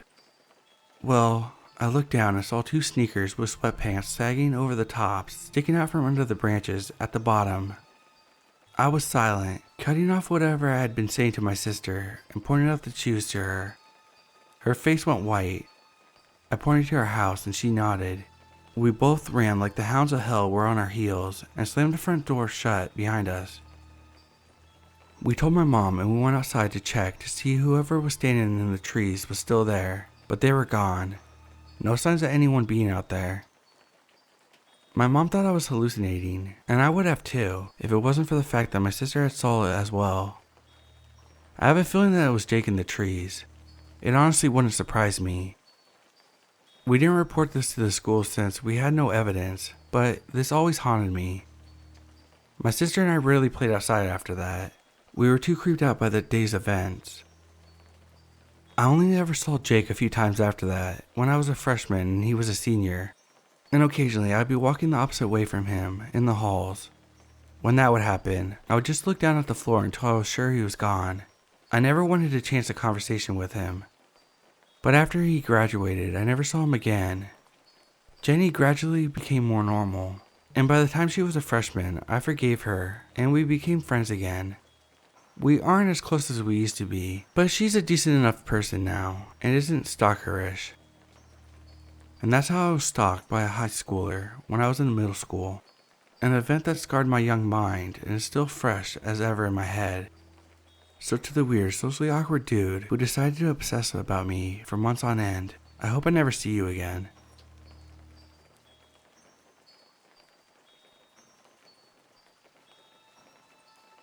I'm a 23-year-old female. I was born in a small town in the middle of nowhere and raised to always be polite to everyone. Engage in conversations if someone wants so, and to not make a scene in public, but rather always handle things quietly, so not to disturb anyone else. This might work in small towns where everyone knows everyone, and nobody really is a threat. But when I moved to a big city to get my bachelor's degree, I soon had to learn that be nice and always answer everyone might not be the best way to go in every case. This particular encounter happened in my second week in the new city when I was at the mall getting a few clothes and supplies. I had basically moved with nearly nothing. Always being surrounded by a large group of strangers was a new thing for me, and to be honest, it was quite intimidating at first, but I soon felt comfortable with the anonymity it provided. Until that day, when I noticed someone was staring at me. Not just looking, but really staring, while slightly smiling. I was 19 at the time, and maybe not ugly, but definitely not someone that got regularly stared at, so I didn't really know how to react, since it was a kind of attention I've never gotten before. This guy was probably in his late 20s, and looked pretty normal, but still, it made me feel really uncomfortable and self-conscious. I suddenly tried to check if my zipper was open, or my makeup was smudged, and maybe that could be the reason why he looked at me. After I could rule out these possibilities, and arrived on the upper floor of the mall, I decided just to ignore him and get my stuff done. Well, that premise soon failed, as he managed to cut me off right when I was about to enter the store. He introduced himself. Let's call him Steve for this story. He told me that he thought I was pretty and wanted to get to know me. I wasn't interested since I got strange vibes from him, so I politely told him that I was flattered, but not interested. Steve then got very pushy about it, insisted that he would go buy us coffee, and afterwards I could still turn him down, and how I couldn't possibly say I wasn't interested if I didn't give him a chance. I tried to say no a few more times, but he kept on trying to convince me, until I decided to let him buy me coffee. I hoped it would be easier to get out of if he got his way.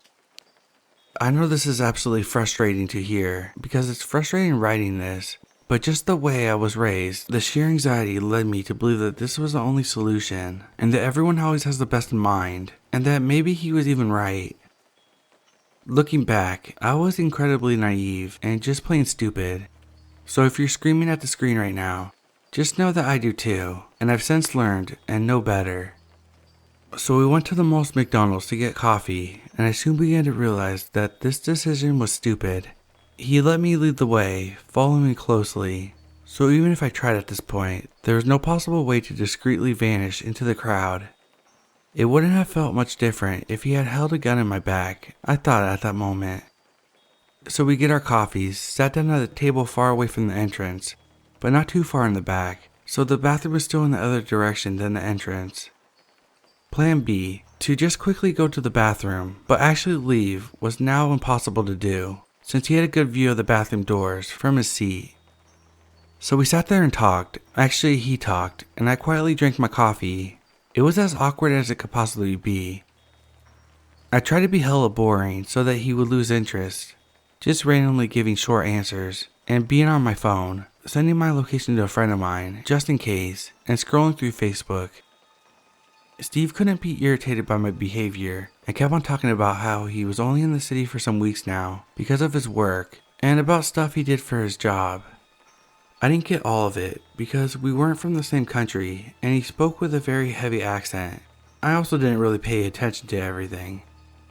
He seemed sort of genuine though, not necessarily as if he had bad intentions, just generally very, very pushy. So at one point, I made a huge mistake and giggled at something I saw on my phone, and when he asked, I showed him the post on Facebook. This gets relevant later on. When I had finished my cup, I excused myself, thanked Steve for the coffee, but told him I still wasn't interested. I still thought that being nice was the best way to get rid of him, as quick as possible, without making him angry or something.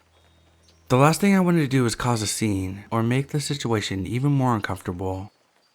So I made my way to the exit when he gently but firmly grabbed my arm and started walking beside me to the exit while telling me that we should exchange numbers and ask what my plans were for the rest of the day.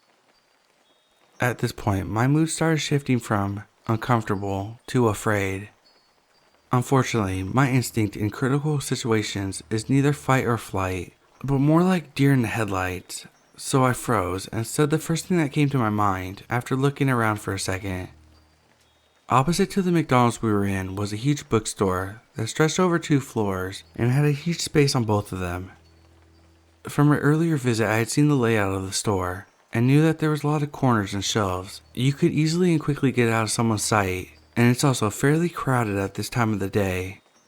So I told Steve, still nice and nonchalantly, that my favorite author had published a book recently and I couldn't wait to get it, so I was going to visit the bookstore.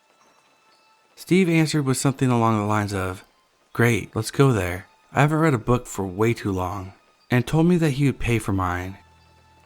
So we entered the bookstore and I sort of looked around, read some descriptions, and encouraged him to also look around, but he wouldn't leave my side.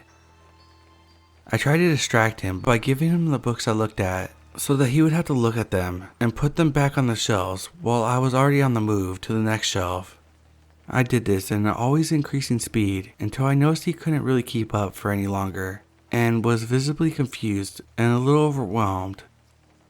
As soon as he paid more attention to the books than me, I freaking booked it out of there. Pun absolutely intended. I almost ran through the store, hiding behind bookshelves, peeking out and checking if he followed me, simultaneously feeling like a super cool secret agent and the biggest idiot of all time. At one point, I could actually see him moving quickly through the store looking for me. I arrived at the counter in the back of the store where you could pick up reserved books, and the girl that was working there saw me. I just said, "Someone's following me." Without missing a beat, she opened the little door that led behind the counter, and with a movement of her hand, told me to get inside. I did, and ducked under the counter and tried not to make a single sound. The employee continued working as normal, and actually seemed as if there were scared little girls sitting under her desk hiding from creeps all the damn time. After a while, she casually said, 5'11", short, dark brown hair, brown eyes, flannel and jeans. And I needed a moment to realize that she was talking to me and describing Steve. I nodded, and she told me that he was here some minutes ago, obviously looking for something. But she had saw him leave through the front doors, which she could see in the distance. She also told me how she got bad vibes from him, and instantly knew it was him who was following me. She told me that I could stay under there until I felt safe. I took the offer, and we talked a bit. Just small talk really, about how our days were, and she recommended me some of her favorite books. When I got up from under the counter, I actually bought one of the books she recommended and read it some weeks later. I loved it. When I went home, I was looking around carefully since I was still trembling from the earlier adrenaline and was afraid someone could start following me, or Steve was still around somewhere and actually found me again. The anonymity of the city no longer gave me comfort, but made me anxious. I desperately wanted someone around that I knew and who could give me the feeling of safety again. But I didn't really know anyone here yet, so I called my best friend to just talk to her and finally tell her about the reason I sent her my location earlier. Later that day, I had a new friend request and many messages in my inbox. My stomach turned when I read the name, Steve, and realized that he must have found me by my profile picture or something, which he saw earlier when I showed him the Facebook post. You can be sure I blocked him instantly, locked my door extra carefully that night, and didn't close my eyes for a minute. I didn't hear from him again until I saw him almost a year later on the bus I take on my way home every day. I noticed him the same way I did the first time in the mall. I felt him staring and smiling at me. He tried to get through to me, walked beside me when I got off the bus, and talked to me. But this time I ignored him and told the next huge guy that crossed my way that this Steve guy was harassing me. Thankfully, only a glance of that guy and the fact that I didn't let it be a private issue, but made it sort of public by involving a third party, it was enough to scare Steve off. I don't know if it was a coincidence that he was on the same bus as me, or if he somehow got to know the district I lived in, but I never saw him again, this time for good. Was he trying to harm me? Did he have bad intentions? Or was he just trying to make a friend and had absolutely no clue how to do so? Were we possibly utterly lost in translation? I don't know, but luckily there's a few things that I do know now.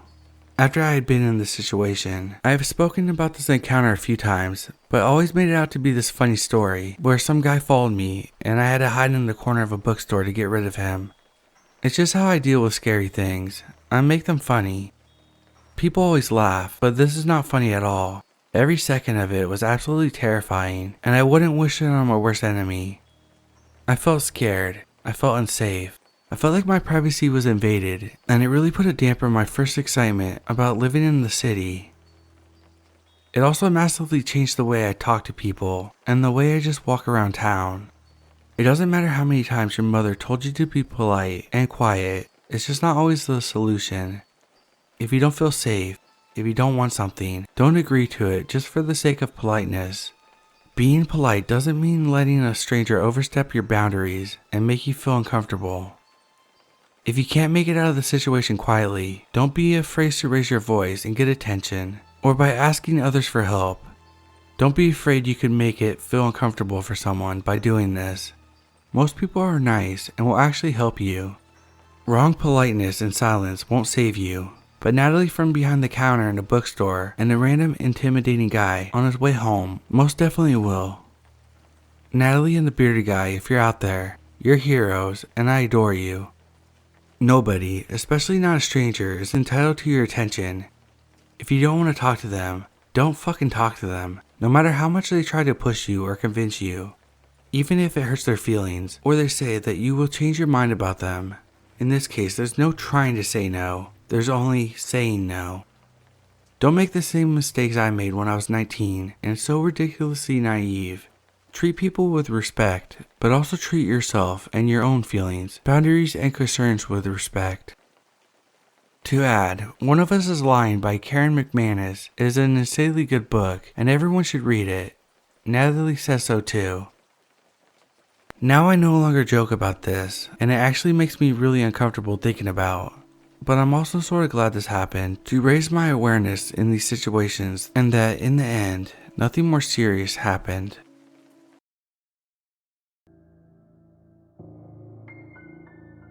This happened last year in summer, maybe in the beginning of June, and I was 17. I was on my way to get some camp leader training for volunteering abroad.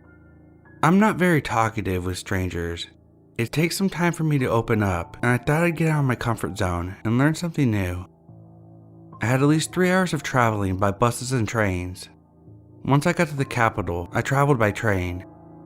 It was so packed that I couldn't sit down anywhere but by the door on the steps. I sat down and plugged my headphones in. Then the man walked in and sat down uncomfortably close. I couldn't move anywhere. Out of nowhere, he starts talking to me. I pretend not to hear him while I look out the little window, but he taps my shoulder, and I'm really nervous and polite, so I take one of my headphones out, hoping he just wants to know where his stop is. So I hear out what he has to say. He asks me what I'm listening to. At this point, I can hear that he's kind of slurring his words, and his eyes are a little red and glossy. I don't think he had a face mask on either. I kind of nervously shrugged my shoulders and did an eye smile at him. He was trying to make small talk with me, but I wasn't really listening, just nodding, wondering how long I have to stay on the train. He consistently tried to get me to talk and answer to everything he said. His tone got a bit passive-aggressive a few times, so I was kind of scared not to answer. At one point, a man walked past us to use the toilet. I tried to give him a pleading look, but they greeted each other as if they were buddies. The man probably didn't have a ticket because he stayed in there the whole time I was on the train. After a while, he got back to my music and said that we should pick our favorite song and give them to each other to listen to them. I was creeped the heck out. So I did that. Then the chair hit the fan. He said, "Why don't you take your mask off? I bet you're pretty." I was shaking, and then he extended his hand towards me and tried to take my mask off. I literally put my hand in a cross gesture to protect myself and said no. I don't know what he was thinking, but I'm a nervous smiler, so I just chuckled very uncomfortably, and he tried multiple times after that. I kept doing the cross wrist gesture to protect myself and saying no each time. Then he asked me to guess his age. I did. He said he was 36. Then he asked me. I said I was 16, hoping that he would shut up, or at least tone it down, but nope. He got close and examined the sleeve on my shirt, saying it's nice. I was almost peeing myself at that point. Then the conductor walks towards us. Thank God. Or not. Cause when I look at him almost tearing up, he ignored me and walked away. The dude playfully nudged me on the side of my thigh while still complimenting me and trying to get me to take my mask off. Then he gets up to get a cigarette and walks into the toilet to the second dude. He told me to let him know when I was getting off. Earlier, he told me that he was going somewhere further, and I convinced him I was going home and that my parents were waiting for me, cause I thought that would make him not follow me. He wasn't intimidated at all. Heck no. As soon as he got into the bathroom, I grabbed my bags, walked 2 wagons away from the one that we were in, and finally took a breath while people just looked at me weird. I must have looked like a mess. When the train arrived at my stop, I booked it and kept looking over my shoulder at the train station, as well as walking down the street. I decided to change it to my long hoodie in case he was somewhere behind me. Luckily, he didn't follow me. I called one of my parents on the way to my final destination, absolutely out of breath. My other parent called me later, assuring I was alright. I don't know what would have happened if he hadn't gone for that smoke, but I'm certainly glad he was stupid enough to hope that I would let him know when I was getting off.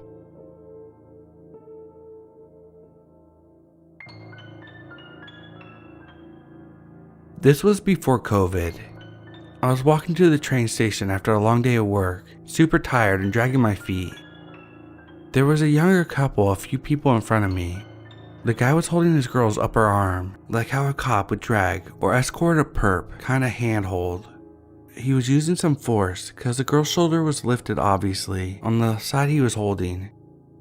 I don't know what to do, but we're going to the same station, so I tried to get closer. But they were walking pretty fast and I was tired, so I couldn't catch up to hear what they were saying or if they said anything. The weird thing is the girl had a small nice bouquet of flowers in her purse, which she was holding with her other arm, so kinky was my first thought. Then the dude removed his hands. I was relieved. Then he moved his hand and started to push her. Like she starts tumbling forward, and then this guy used his other arm to twist the girl's arm to her back while holding onto the back of her neck. Now this is just horrible. They started to draw people's attention now, and before I could catch up, they made a sharp turn and took the nearest exit. I had to go home, and I don't really know what I would have done if I would have caught up to them. Maybe this post would be better at the subreddit off my chest. I just don't know.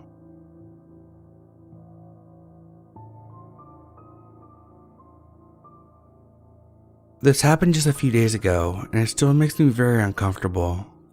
So, to get to work, I have to go by train. It's the fastest and most comfortable way for me, since I don't have my driver's license yet.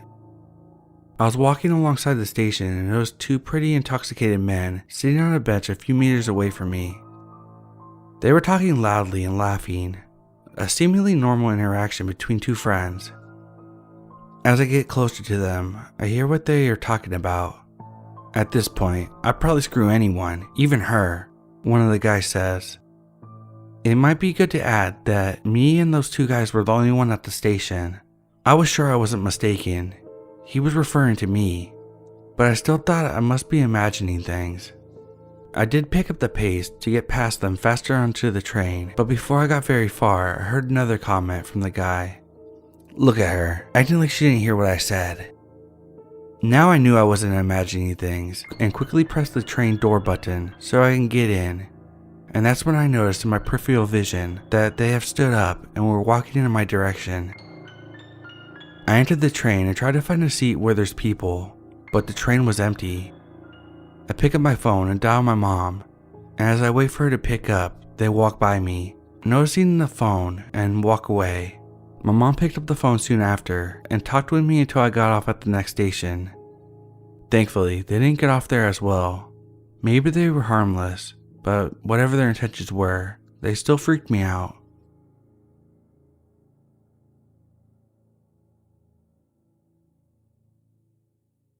This is my first Reddit post. I never thought I would be posting something here. This all happened a few years back, around when I was in the 8th or 9th grade. So things are a bit blurry, but I'm trying to recall this as best I can. It was a sunny Monday afternoon. On Monday, I went to piano lessons directly after school, one train station away from the bus stop I used. So after my lesson was over, I was waiting for the train at the train station. I used to walk in circles or up and down while I'm waiting to pass the time. This time, I noticed a guy watching me, probably Arabic or Turkish. Definitely a foreigner. He couldn't speak German. Anyways, I noticed him and looked up. He smiled at me and waved.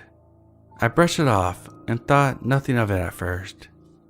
The train came and I entered, sat down, and I did what I usually do when I got on the train. I was wearing headphones, but I see this guy again. He was in the same wagon as me, looking over, still smiling. One station later, I left the train and went to the bus stop, starting to feel uneasy. I noticed that the guy was following me and getting on the same bus as me. There are 3 different buses going from that stop, and mine is going to a rather quiet part of town. The bus wasn't overly full, and I was sitting in the front. I internally hoped the dude wouldn't get off the bus at the same stop as I did, but my hopes were quickly shattered because that's exactly what he did. I got off the bus as quickly as I could, crossed the street and looked back, slightly panicking when I saw this guy was still following me. I tried ignoring him and hid underneath my headphones when he caught up to me and started to speak to me. He asked me what I was listening to. I wondered why some random stranger would care what I was listening to, but I tried to be polite and handed him my headphone to listen. Feel Invincible by Skillet, in case anyone wants to know. Anyways, I took my headphone back after a few seconds, and the stranger started complimenting me, saying I was pretty, and all I could think was getting the heck away from there. So I asked him why he was following me and what he wanted. He was only able to speak English. The short convo went as follows. I'm sorry, but why are you following me? Do you need something? I don't know where the grocery store is. Could you tell me? It's between the train station and the primary school at such and such street. You actually should have seen it while you were on the bus. We went right past it. You need to take the bus back to the train station. I pointed to the direction on the opposite side of the bus stop. Thank you. Then this dude proceeded to hug me. Every single alarm bell went off in my head. I was literally frozen solid. But when he tried to kiss me, I pushed him away and told him I had to go home. Now and with that, I ran. I looked back for a second and breathed out in relief when I saw him going back to the bus stop, but yet I didn't stop running until I was home. I told my mom what happened, and from then on, she would pick me up at that train station. I hope this never happens again though.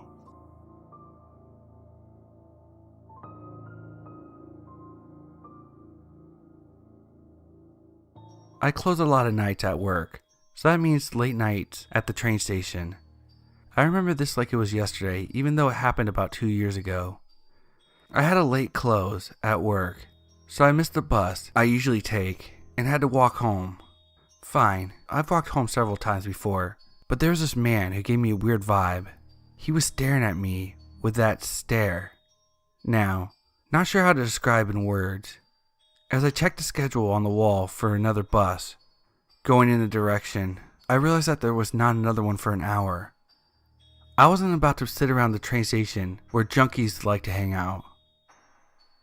Going back to the weird man, I tried to ignore him, but when I exited the station, I noticed he happened to go to the same door as me. I tried to brush it off, as maybe he had a car in the parking lot, or was waiting for someone in the pickup or drop-off lane. But I had a gut feeling that wasn't the case, because as soon as I stepped into the parking lot, he started to follow me. My brain and body started to panic, and I had to think on the fly what to do. I never had anyone follow me before, and I surely didn't want this guy knowing where I lived, even though my house was a half an hour walk from the station. Despite being on edge, I still kept walking, and once I got to the fire station, at the other side of the parking lot, I turned back. There was the man, still approaching me, and quickly. I feel it is important to point out that the man was very tall, so he crossed the parking lot in half the time it took me to cross. Now you're probably thinking, why not stop at the fire station and ask to wait for the guy to pass you? There wasn't anyone sitting at the desk in the window, like usual, and the place was darker than a bat cave, since it was 11:45 at night. Trying to ignore the man approaching, I crossed the street and make it past a dimly lit church and an empty elementary school. I walked at an above average pace, not looking back since the fire station. About 7 minutes passed for me to walk from the other end of the elementary school, where I had to wait for the walk light. My body wanted me to keep walking, but my brain made me do the unthinkable and turn to look back to see him walking towards me on the sidewalk. He was at the playground next to the school, and in a few long strides, he could have easily caught up to me, but at this point my brain decided to take an alternate route home. In the back of my mind, I still was thinking it was simply a coincidence, but it was almost midnight on a Wednesday, and there was no way this man lives in the same direction I do, and would have happened to take the exact same route as to me getting home. Instead of crossing the street, I turned right and go up next to a duck pond by my house, even though I would still be climbing the same hill home. When I get to the next traffic light in a usually quiet suburb, I have an urge to look back again, and thought to myself, maybe he will just cross the street and not turn right. He was still there, almost like he was walking faster to catch up with me. I said I was panicked before, but now it's worse. I didn't even wait for the walk light and took off across the street. Sadly for me, the man also crossed the street. I went from speed walking to brisk jogging at this point. As I reached the end of the street, I turned left and continued to jog the edge of the duck pond on my route. When I got to the other side of the duck pond, I looked back, and the man was again about 30 feet away. I ran faster. I ran as fast as my little legs could carry me up the hill and didn't look back until I walked into my house, locked the door, and locked the front window. I was finally able to put my guard down and didn't see him follow me up the hill, and I don't think he found out where I lived. I slept under the blankets that night and never told anyone what happened. In short, let's never ever meet again.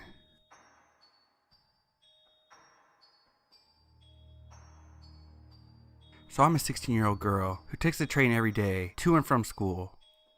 I've had my fair share of weird encounters with strangers on the train, but there is one that stands out. I was on my way home from school, and I'm sitting on the train with my friends like any other day. The stop I get off at is after my friend's stop, so I have to ride by myself for a couple of stops every day. On this day, after all my friends had gotten off, I was sitting alone. This man was walking through the aisle looking for a seat, and as soon as he sees me, he says, "Oh, what a pretty young lady you are." It was clear that this dude was a junkie and that he was on something as soon as I saw him. Now, I live in Finland, and if you take the train home every day, then it's not very rare to come across junkies. So anyways, this dude comes and sits right in front of me, and looks about 25 to 30 years old. He's wearing dirty clothes, his hair was long and greasy, and he was missing some teeth, and overall looks a bit rough. I've come across junkies on the train, and usually if you just mind your own business, they will not make any contact with you. But this man is just staring right at me, and I'm trying my best not to make eye contact with him, because I don't want him to talk to me. Despite not giving him any attention, he still goes on to compliment me, and ask me questions, like where I was going, or where I came from. I simply tell this man that I'm going home, and I keep looking out the window instead of looking at him. Then he goes and asks me out on a date, and suggests a coffee shop. I just say no and keep looking away. At this point there's still about 8 minutes left until my stop, and I think the man is going to stop talking to me because I already declined his offer of the date. But boy, I was wrong. The things he had said up to this point were pretty harmless, and I was not particularly uncomfortable yet. It was about 5 p.m., and there were other people on the train, so I didn't feel like I should move, because I was getting off soon anyways. Then after some silence, this man goes on to compliment my eyes, and asked me if he wasn't good enough for me, because he was a junkie, and I simply shook my head no. Then he says, "I've got a perfect idea for a date. Just me and you in a dark room, with some drugs, and a bed." His suggestion made me very uncomfortable, and I gave him a stern look. Then he asked me if I ever tried the drugs he mentioned, and I just ignore him. The next few things he says disgust me to this day. He says we could spend a week in bed together, and only get up to shower. And then he smirks at me and says, we would have so much fun, but you'd be so sore when I would be done with you. He was looking at me with the most disgusting grin, and I immediately understood what he meant. And I got up to walk away to the other side of the train. Thankfully the train was just at my stop, so I got off and made sure he didn't get off as well. He didn't get off at my stop, but for the rest of my journey home I felt grossed out. So to the junkie on the train, let's never meet again.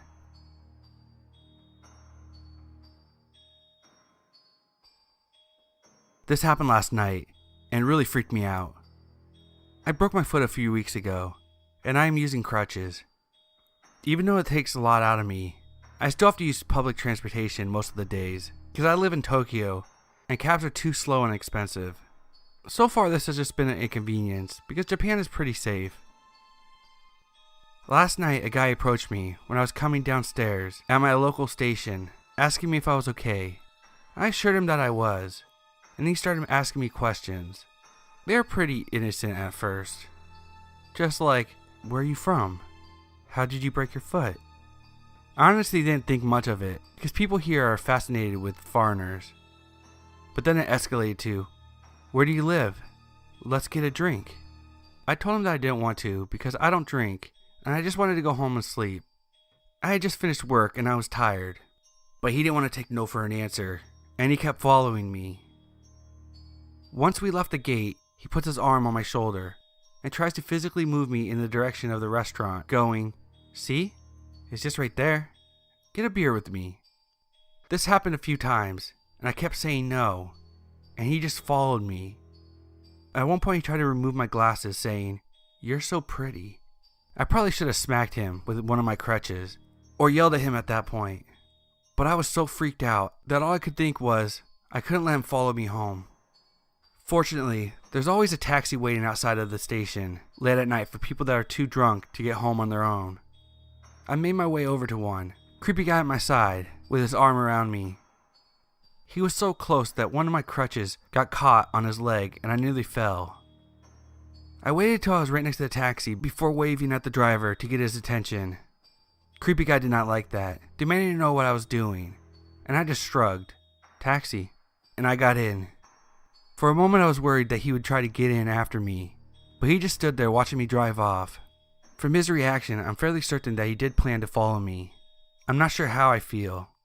I'm glad nothing worse happened, but I felt so powerless and scared. A part of me still does. It was the first time anything like this had ever happened to me, and it's hard not to beat myself up for not doing more and for not standing up for myself. So dear creepy guy at the train station, let's not meet.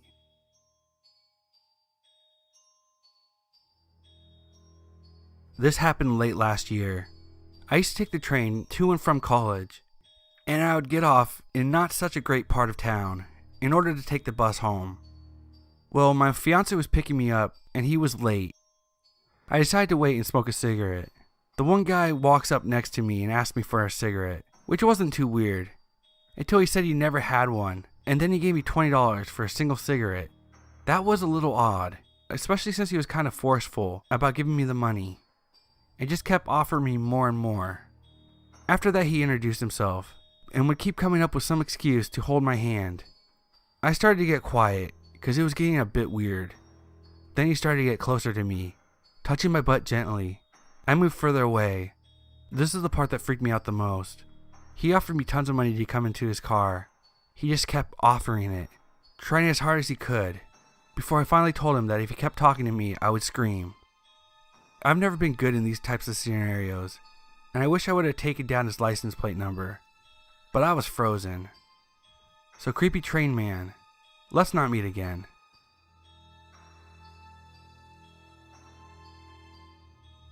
This didn't happen directly to me, but was one of the things that freaked and still freaks me out the most. So this happened about 6 years ago, in my freshman year of college. I was an inexperienced 18-year-old male and came from a small town with virtually no crime. From the suburbs to the suburbs of a big city. I lived right near my university, in a neighborhood that wasn't very bad. Most students lived there, and I felt kind of safe. About 2 miles away, there was quite a dangerous neighborhood, filled with crime and drugs. I had even heard stories about students being kidnapped and held hostage while I was there. I'd gone to spend the weekend at my hometown, so I got on the bus, and it was about 7 p.m. Since it was around November, it was already getting dark out. I always took the train from the bus stop to the university station, and then took a 15-minute walk to my house through the campus, where I felt safe because campus security. Sometimes I would take the bus with 1 or 2 hometown friends that went to the same university as me. But this particular weekend, I was alone. So I got on the train. I saw another freshman that was taking a class with me. I didn't know him very well, but we had talked a couple of times while in the class that we were taking together. I greeted him, and since he was focused on his phone, I didn't want to disturb him, so I sat a couple of seats away from him. This next part is an important detail. This guy was carrying a rectangular shoulder computer case, which really screams, there's a computer in here. Since it was 7 p.m., there was still a decent amount of people on the train. However, university is a terminal station, so most of the students go there. When we were about 2 stations before, there were about 10 people spread all over the 5 or 6 carriages. This all happened very quickly. The doors opened, and no one left at that station. Suddenly, 2 huge black guys burst in and grabbed my class buddy. Another huge guy that was inside the train grabbed him too. When I say huge, I mean literally like Dwayne "The Rock" Johnson. I'm not exaggerating. So the dude grabbed him and took him off the train with his phone and shoulder bag. They punched him once, took the bag, and were grabbing at him. Luckily, he managed to get his coat off and get back on the train just in time for the doors to close. Nobody in the train reacted because people were spread out, and it happened so very fast. My buddy was pale and very scared. I went to him and asked him if he was okay and comforted him. If not for a matter of seconds, those guys would have beaten him and sent him to the hospital. Both of us were scared to death. After that, I took him home and used my phone to call his roommates because they had taken away his phone and his keys. I was totally scared and freaked out too. This was the first time I witnessed a robbery and that kind of violence. It really changed the way I look at the train rides, and I never took one alone again. When I'm alone, I take the taxi home and don't take any chances. So huge guy that robbed my buddy, let's not meet.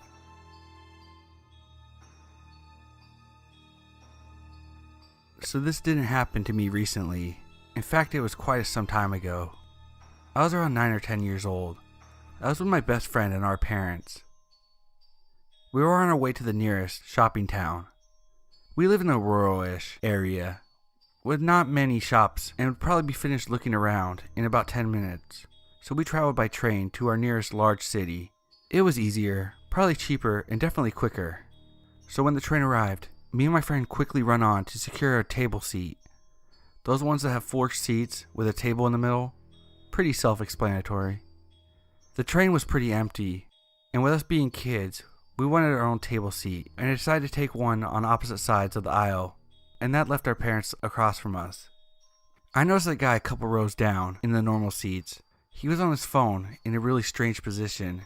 It looked like he was taking photos of me. This was back in the day when selfies didn't really exist, so it was more than likely that he was either taking a photo of me or he was using his phone weirdly. Anyway, I pulled the collar of my coat over my face and looked the other way as I shrunk into my seat. I didn't mention anything because, to be honest, I thought I was being outrageous. A couple minutes later, a lady who I remember being tall, slim, and blonde with a wavy bob and glasses went over to my mom. She crouched down next to her and spoke very quietly. I really couldn't hear well enough to know what she was saying to my mom, but my mom's face told the whole story. My mom asked me to come sit with her and my friend's mom, and the lady went over to the conductor of the train. When we got to the next station, there were groups of police officers and security waiting on the platform. The train pulled up and the weird guy was taken off. We heard later that he did in fact take pictures of me, and they found hundreds of photos of other children on his phone and computer. They didn't go into detail, but I didn't ride the train for a very long time after. Worst thing is, I'm sure I saw him walking past my house a week later.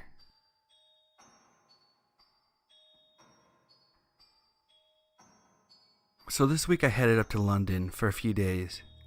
I caught the train, and the journey takes a while, so I booked it to a table seat so I could get some work done. I put on my headphones and got out my laptop. At the start of the journey, I had all 4 seats to myself. The next stop, an older man, around 60, gets on with a massive bacon baguette. This will be important later. And he sits on the opposite side of me. The train is less than half full, with a lot of tables empty, but the old guy decided to sit opposite of me. Okay, but a little odd, but I didn't think much of it. A few minutes in, the guy starts trying to make conversation with me. I took off my headphones, and he says, "Will this offend you if I eat my bacon sandwich in front of you?" I was slightly confused, but then I realized that my laptop is covered in vegan stickers, one of which being my business. I respond with, "No, go ahead," and put my headphones back on. A few times he tries to talk to me, but I quickly shut it down, politely, as I'm wanting to get my work done. He was asking me where I was going, and who I was meeting, and this started to set off alarm bells. I told him a different location to where I was heading to, as I was getting bad vibes at this point. I get off the train and power walk to the tube, losing him, but I'm still looking over my shoulder, slightly freaked out by this, and take a slightly longer route to where I was going. I forgot about it by the end of the day. That evening I checked my phone and I had a friend request on Facebook and a few messages from what looks like that guy. I'm like, what the hell? How did he find me? And why is he adding me? I blocked and deleted him. I get home 2 days later and I start telling my husband about the creepy train guy, and he is also like, what the hell? The guy added him and tried to message him. So how did he find me? Like, I never gave him my name. My business is not leaked to my Facebook.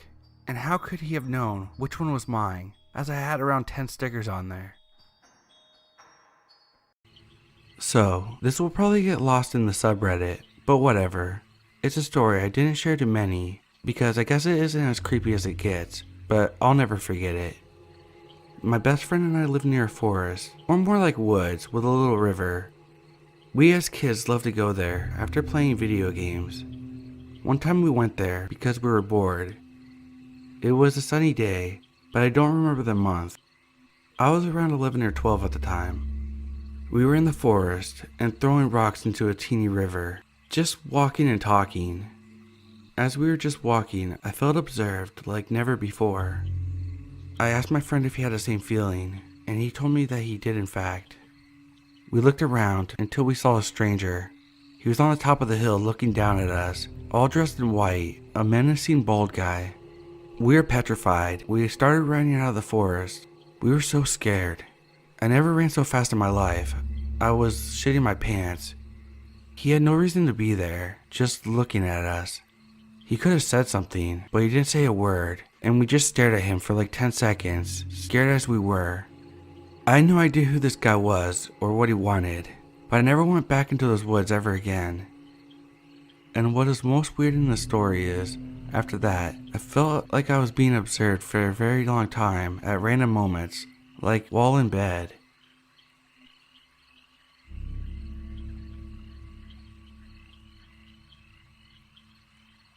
Back in 2016, my friends and I for the longest time had been itching to go camping to our local campsite in Los Padres National Park in Southern California. We found the perfect weekend to go that didn't interfere with any of our work schedules. We set the date. 3 days before the trip, we found out that we were going to be hit by the El Nino rainstorm. Us being the dudes that we are, we didn't care if we got hit by the storm while camping, so we packed up our cars and made the 45-minute drive to the campsite. The campsite was a family-friendly one, where there were about 100 camping lots that circled around the clearing in the forest. We found the perfect spot that was underneath a huge thick tree that would help block out as much of the rain as possible, and it helped that the restrooms were only 30 yards away. As soon as we got to our spot, we took advantage of the afternoon sky being cleared for a moment, and we rushed to set up our spot. The layout that we did was that we pitched our tents close by, where our tent doors were only about 6 feet apart. The reason why we did this was to combat the rain, and in order to combat the rain, I brought a 30-foot by 30-foot thick blue canopy tarp that I threw over to cover us from the rain above, and the rain that would have been running through the ground. It was a genius move on my part, but whenever you would walk around the tent, you'd be making so much noise from the crunching of the plastic tarp. Hours passed and we were around the campfire. It was late into the evening, and this was the first time I noticed that there were barely any other campers. They were mainly camping in their RVs, like the fake campers they were. Honest opinion, they were the smart ones, unlike my friends and I that were sleeping out in 2 small tents, with our only protection being a blue tarp. I was getting tired from the long day of work and decided I was going to go off to knock out. My friends followed my lead as well. The way of the sleeping arrangements was that I had my friend Ray sleeping in my tent, and AJ and S were sleeping in theirs. Before I called it a night, I whispered to Ray and told him I'm going to prank call S and AJ, but I'm not going to say anything. Ray smiled and I dialed my friends up. I called them on restricted, and S's phone started to ring. Both of them, being the way that they are, got timid very easily when he said to S, "Who's calling you this late at night?" "I don't know. They called me on restricted. Are you gonna answer?" "Of course not." Ray and I were holding in our laughter as they ignored our call. I decided to do it one more time. Once their phone started ringing, they started freaking out once again and said, "Who is it this time?" "Same person, I think. I'm gonna answer." As they did answer, S said very shakily, "Hello?" Ray and I had to hold in our laughter as we kept as quiet as possible, not wanting to make any noises that would give off that it was us. I held the phone close to my mouth as I began to breathe heavily in a murderous way. I ended the call, and just hearing them freak out the way they did was making my night even better. Me being the idiot I am, I called it one more time, and this time, S picked up the phone immediately and said in a tough voice, "Look, whoever this is, better stop. I'm gonna call the cops if you keep calling. This is not a threat." Ray and I looked at one another, and at the same time began to fake moan so loud and immediately started to bawl out in laughter. AJ and S were so mad at us for pulling a prank that they were cussing us out. Me, finally calming down from laughing so loudly, told the boys, "Good night. I'll have pancakes ready in the morning."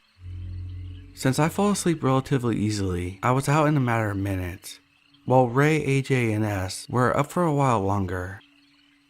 I was one of the first of my friends to wake up in the morning, and as I promised, I had the pancakes already cooking by the time anyone else woke up. The smell of me cooking woke up my friends, and one by one, they got out of their tents. As we were eating, AJ spoke up and said, "Hey Jay, that prank you pulled on us last night went a little too far. Yeah, you had us ready to run to our car and take off." Me feeling a little bit guilty, I apologized and said, Sorry guys, my bad. Yeah, it's one thing to prank calls like that, but to walk around our tent and then go inside it in the middle of the night is totally out of the limits, S said. Me not knowing what they were talking about said, "What do you guys mean?" "Come on, still with the jokes. You were the one that was walking around our tent, and you walked in." Ray spoke up and said, "That wasn't Jay who was walking around. I thought that was one of you getting your revenge on us for scaring you. That wasn't us doing that. It was you two." So to explain, after I fell asleep, about an hour had passed where Ray, S, and AJ were still up, and all was quiet in the forest, until the sounds of footsteps were heard stepping on a blue tarp that was on the ground. At first, my friends thought it could have just been a forest animal wandering around, but the heavy footsteps were a dead giveaway that it was a person. As they described, the person was walking all around the tents, making constant figure eights. The person would place their fingers on the fabric of the walls and run them up and down. The footsteps finally stopped after a couple minutes, right in between our tents. The three of them were already having their hearts pounding out of their chest. It was silent for a long minute until the sound of the tent zipper being slid open.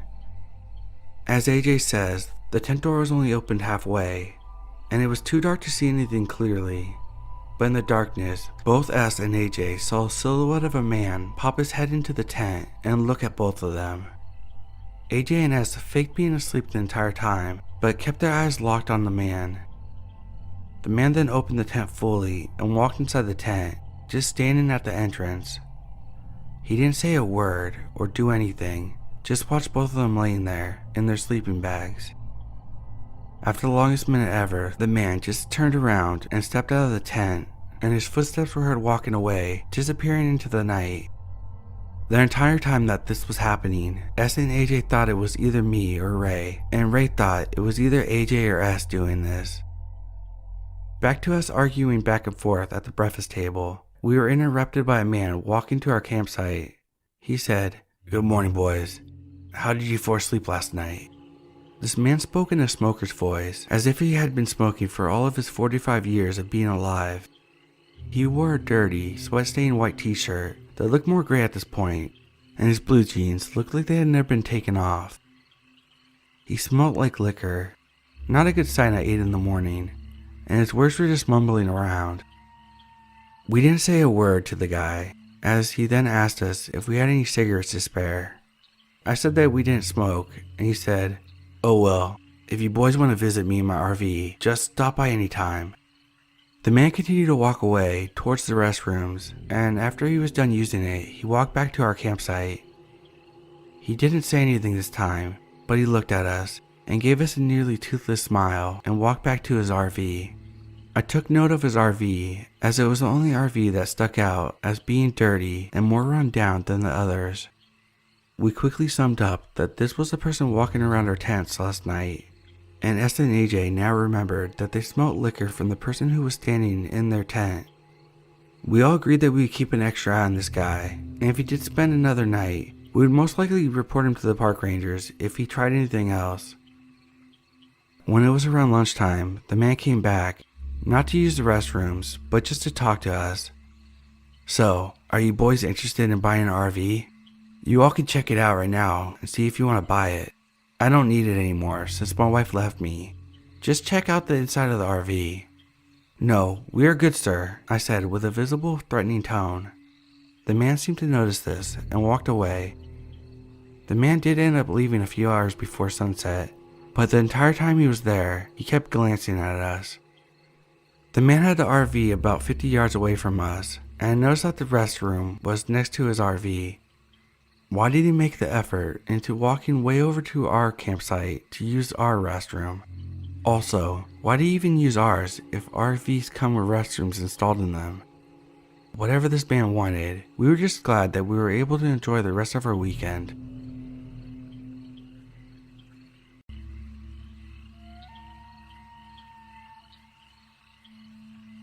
About 7 years ago, I went lightweight camping with a friend in a national forest that we were very familiar with. It was night, camp was set, and we were at camp around the campfire. Unexpectedly, it started raining, like Vietnam raining. which was very odd because the whole weekend there was no rain in the forecast at all. Anyway, we decided to pack up and head back to the truck with a roughly hour or so hike. The rain starts getting worse and the fog started to settle. That was alarming to me because we were on the ridge and the fog usually settles in the valleys, at least in my experience. So my friend and I are pretty creeped out by it. Now, I know on the trail there's a very mild split where you can go back to the parking area or do a separate trail that goes a few miles to an equestrian trail. I've been on both several times. Well, we got mixed up in the inclement weather and took the latter. We hiked for about 30 minutes or so and the rain stopped. It didn't slow or drizzle, just stopped. Hell, even the trail looked like it hardly rained on it. It was still very foggy. Both of us know we weren't in the right spot and something wasn't right. It was the hair on the back of your neck standing up kind of fucked up. We came down a hill and out of the thick fog somehow, and before us was a dirt road. It had trees lining it and went on for as far as our flashlights reached.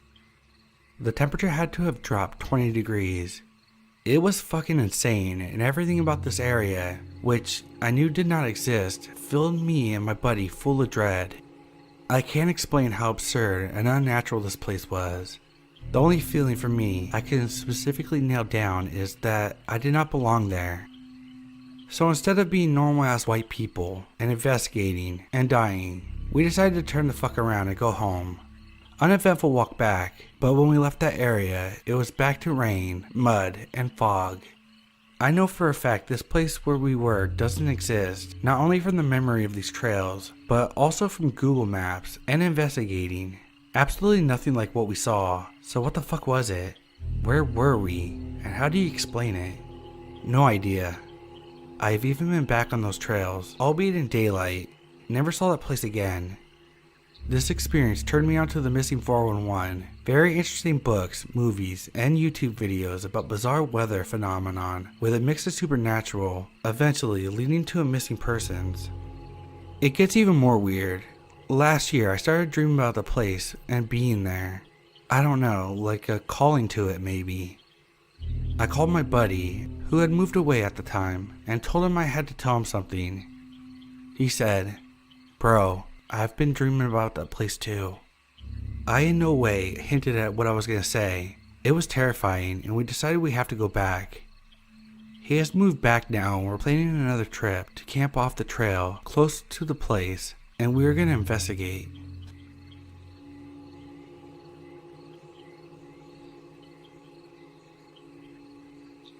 I decided to take my dogs for a walk today on one of the trails near my house.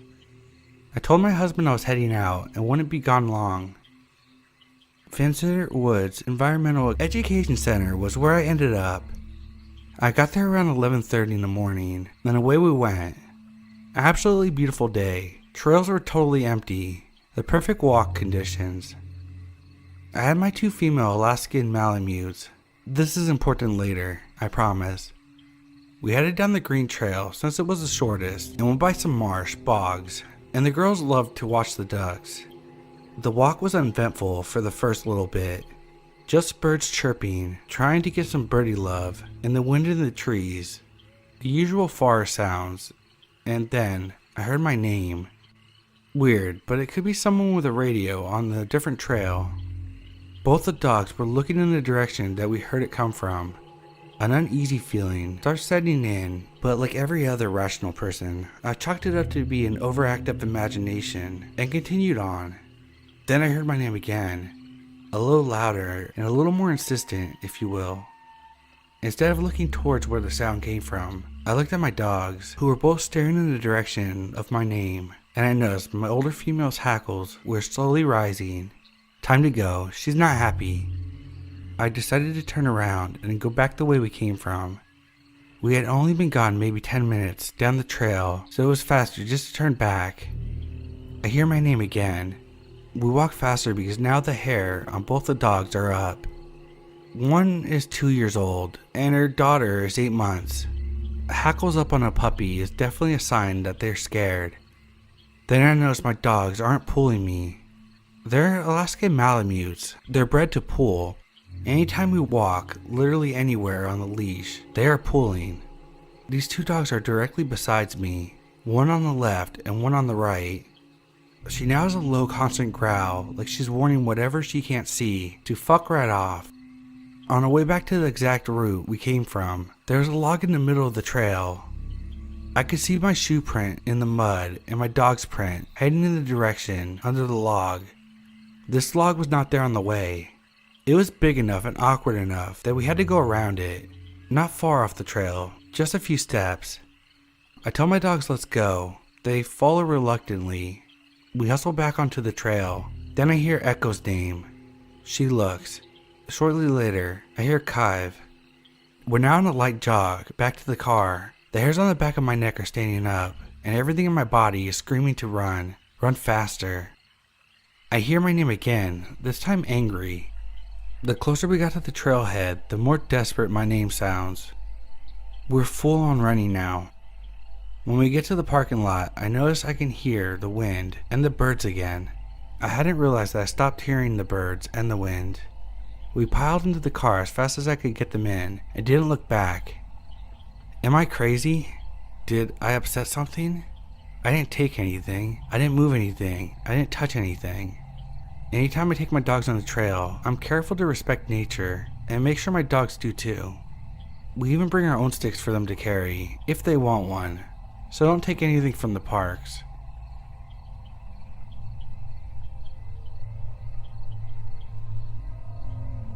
Okay, so I'm not a conspiracy theorist or believe in ghosts of such, but this is, I promise, a real story that happened to me in the woods as a 14-year-old. So as a kid, my dad and I would walk in the cool locations in the forest with our family. The area we frequented a lot was nicknamed the Blue Lagoon. The area was immensely dense and people used to camp there way back in the 70s. Long story short, we were walking in the forest. My family was in front and I stayed back a little because I was looking for small ponds because it had a weird color. As I turned around, in the distance in the forest was something black, human-shaped, and was running through the forest.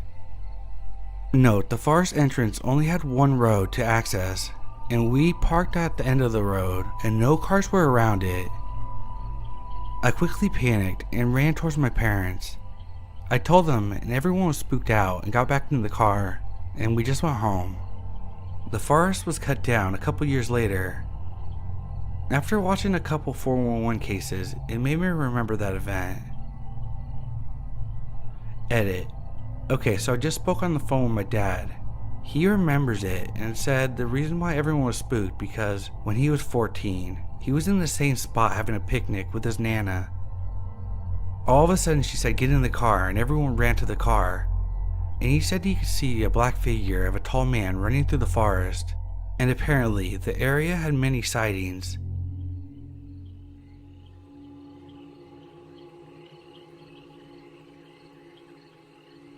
Hey y'all, I'm a hiker and enjoy walking and cycling the many trails in the mountains and woods around my hometown in Vancouver, Canada. I usually stick to the same trails, so the areas are always familiar. However, once in a while, I get a gut feeling that the woods are different. It's hard to describe, but something in the woods just feels off. Like they've changed in some weird way from the last time I was there. Almost as if the trees have moved, even though they haven't. It feels pretty eerie and I usually get creeped out. This has happened to me about 10 times in Vancouver, usually in the North Shore Mountains, and also in the trails near UBC. I had also had this happen to me in Southern California, hiking the trails near my boyfriend's house outside of San Diego. I'm a pretty skeptical person and don't really believe in supernatural stuff, although I find it interesting. My skeptical explanation is that sometimes I hike at different times of the day, so the shadows from the sun are in different spots than I'm used to, making everything seem off. Not sure why this makes me feel so eerie though. That being said, this feels a lot like what I've seen described on the sub and in the documentaries, so I'm curious what thoughts you might have.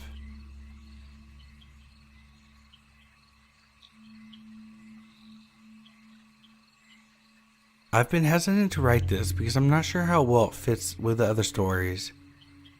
This was in Canada and in a relatively small conservation area near my parents' house. It was 3 years ago. I just finished my college program and moved back home with my parents while I looked for a job in my field. My parents have a Springer Spaniel who I would take on long hikes through the conservation area their house backed onto. The area has lots of trails. Most are small and stick to the less dense forest, but I, being familiar with the trails from growing up so close to them, didn't follow the markers and instead just usually head over the little bridge into the deeper woods. Since I rarely run into people past the bridge and my dog is well trained, I let her off the leash. I usually listen to a podcast and alternate from running to walking to get some exercise. I've never felt scared in the woods. There are some coyote sightings, but they're rare. No bears, and definitely no big cats. This day started like any other. I took the dog through the sparse forest and reached the bridge to cross into the deeper forest. I have no idea why, but as soon as I crossed the bridge, I felt a heaviness in the air. I felt nervous, and the forest seemed darker. It was like I was suddenly full of dread. The dog, who normally ran wild, stayed close to me. I had to take my headphones out because I felt too unsafe with them in. We walked our normal route, and the unsettling feeling only escalated. Maybe unrelated, but we saw a dead raccoon laying on the trail, a sight I'd never seen before in the usually well-kept trail. Something about it just seemed wrong, and I'm not sure why. It was covered with maggots and looked like something out of a horror movie. We kept walking until we reached the area of the forest that a field with very tall grass with the trail that we cut through. You can't see a foot into the grass. It is so tall and dense. We were walking until my dog suddenly stopped and started growling, staring into the grass beside us. My dog never growls. She is the sweetest girl ever. Instantly, I was scared and stopped walking. I decided to clip the leash back on the dog just in case I had to run. She kept growling while I stayed silent, frozen, and listening. Suddenly, I heard what sounded like a human walking through the grass towards us. It sounded big, and I could hear distinctly the sound of human footsteps. There was no reason for a person to be standing in the tall grass that deep into the woods. The sound of footsteps broke my frozen state, and I suddenly booked it back the way we came. The dog seemed in agreement and ran with me. I didn't look back until we were over the bridge. When I did, there was nothing chasing us. I didn't go back in for a while. I was too creeped out. When I finally did go back, I couldn't have my headphones in anymore. I don't know what happened that day, but I've never felt that kind of dread in my life.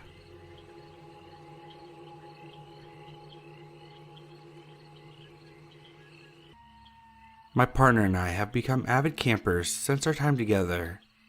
We don't go anywhere too extreme and opt for well-traversed campgrounds, as we love meeting and getting to know the other campers. One of our favorite spots is a man-made quarry, turned private fenced-in campgrounds that boast around 3,000 campsites in rural Ohio. This incident happened at that campground, September 28, 2019. We brought our camper instead of our tent gear, but were stuck up by the front with all the other RVs and pulled behind campers. We were bummed, but since we love spending time in the woods, we opted to spend most of the weekend hiking through the woods and visiting other campsites. Late in the evening, we were doing one of our hikes where we came up with a brilliant idea to get lost, or walk with no direction, and just take different paths and turns as we came across them. Since it was all fenced in, we figured there wasn't much bad that could happen. All of our twists and turns ended up taking us back to the very campgrounds, where campsites are more far apart from each other and neighbor several hundred acres of forest behind the campground's fence. It was a nice quiet stroll and went on for a while. My partner noticed a porta-john and stated that he needed to make a stop. I said okay and kept walking ahead, both to give him privacy and to just drink in the beautiful summer night alone. I stopped maybe 30 feet ahead down the path. A few minutes passed before something happened. As I was standing there with my back towards the porta-john, I heard rustling noises behind me, then a thud. Thinking it was my partner finishing up and exiting the porta-john, I waited a couple more seconds for him to catch up to me as I looked out into the woods. My partner is tall and athletic, and I heard him running behind me. I both heard the footfalls and felt him come up behind me quickly, as if he was trying to spook me.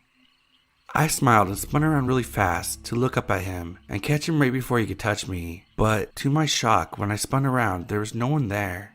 No one. Not my partner, not another person on the path. No one even in the sparse campsites within eyesight. But I swear on my life I could feel someone standing directly in front of me. Someone or something, just as tall, if not taller than my partner. I know what it feels like to have him tower over me, and I felt that same sensation. I instantly dropped my smile and froze. I didn't know what to do. I felt like if I moved, I would be in serious danger, and I felt like I suddenly couldn't hear anything. It just felt like time stopped, and I didn't even want to breathe. The air got heavy and tense, almost like it got very humid very fast. Just when I felt the tension was at its peak, my partner exited the porta-john and loudly started talking to me while walking over. As soon as he was within 8 feet of me, the sensation of someone standing in front of me disappeared. The air cleared and the heaviness quickly dissipated. The whole incident couldn't have been more than 20 seconds, but it felt so much longer. I said nothing as we continued to walk, shaken. I asked to go head back to the camper. I generally believe that if I had walked in a bit farther ahead, or if my partner had just taken a minute longer, I wouldn't be typing this. I lived in the Pacific Northwest in Kitsap County, Washington. Since then, I've always lived on the edge of a body of water, mainly the Great Lakes, Erie, and Ontario. I currently live in a country that has been previously mentioned in one of the missing 411 cases. I can't help but feel that I dodged a bullet that night, even though I had no idea what could have been facing me at the time, and I didn't discover the missing 411 phenomena until this year. I'm grateful for my partner every day and view him as my protector.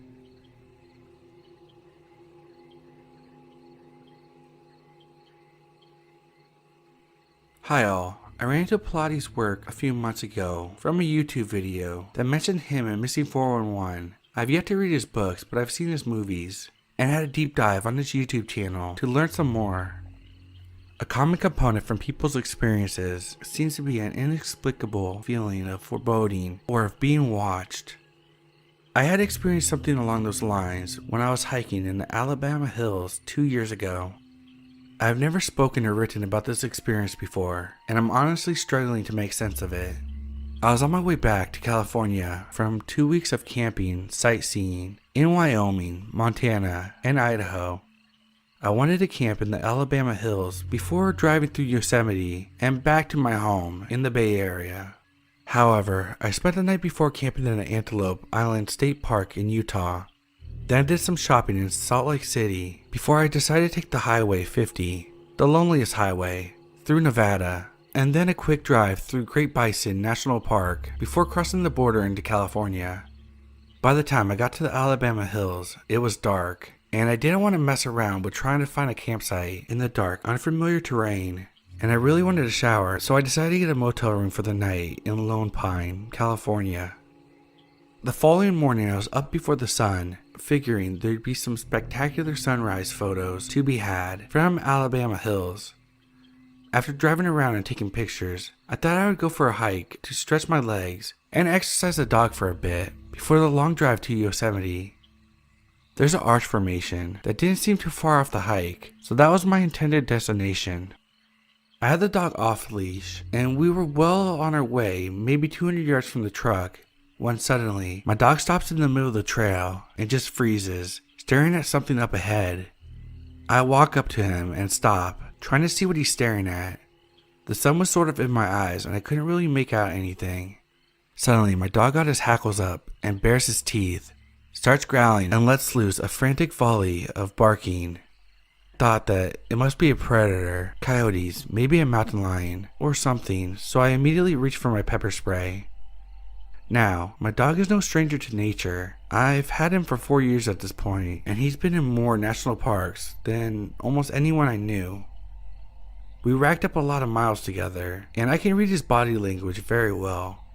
I've seen him scared, from fireworks, but I've never seen him get aggressive at anything.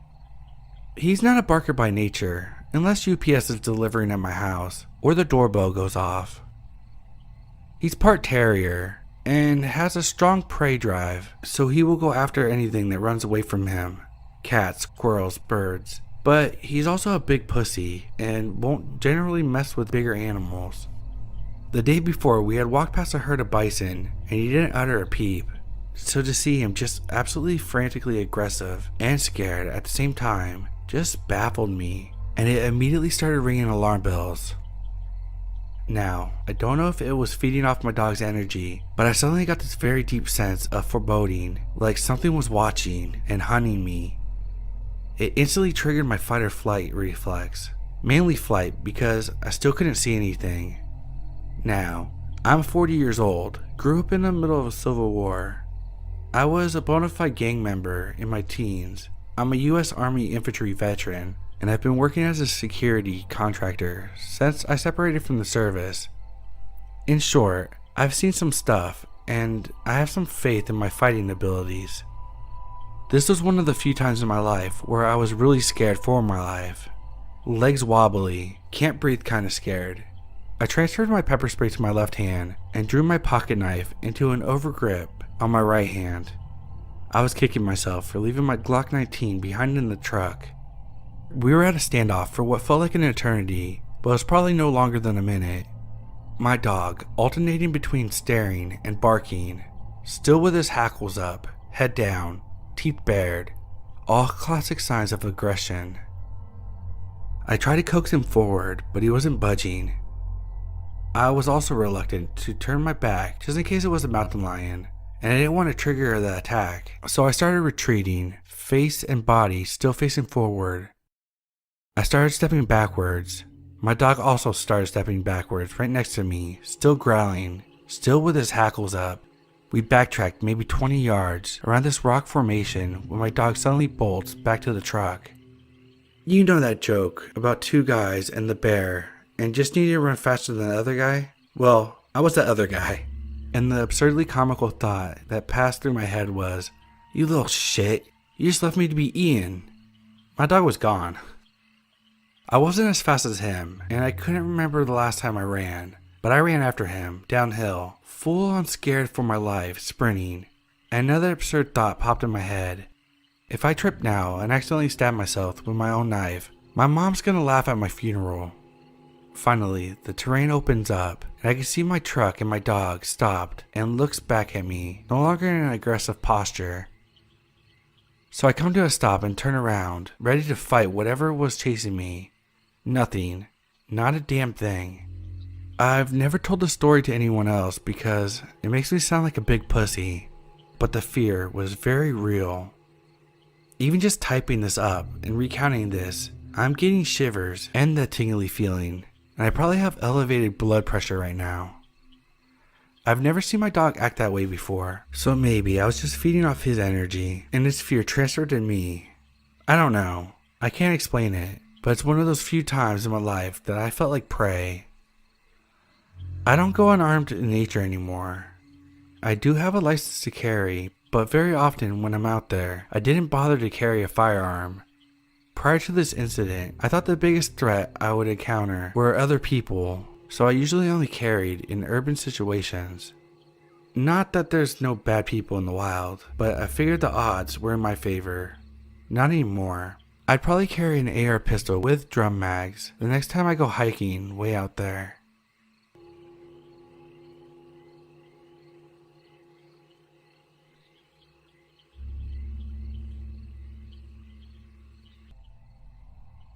Back in 2007, I was taking a walk with my boyfriend down to my neighborhood park. I can't exactly remember how late in the evening it was, but it was dark out, probably around 8 or 9 p.m. The park is at the end of a cul-de-sac, and it backs up to a small wooded area and a creek. As we are getting closer to the park, we start hearing very unusual and loud sounds that were like a snarling, screeching ape. We figured it was just a coyote or a fox or something and continued towards the swing set area at the park. We sat down at a bench facing the wooded area when we started to hear those noises again, and branches snapping. In the direction of the noises, we saw a treetop violently shaking as if a huge animal was on it, but we couldn't see a figure or anything at all. It was as if what we were looking at was an invisible force. I wanted to take a closer look, but my boyfriend pulled me away, and we started walking back towards the street. We stopped under the streetlight and listened some more. Then we watched the tree's motion jump from the trees behind the swing to a completely different side of the park. A different treetop was shaking, and we could hear the branches snapping and the weird animal noises coming from it. Never thought I would share this experience. I'll always wonder what it was.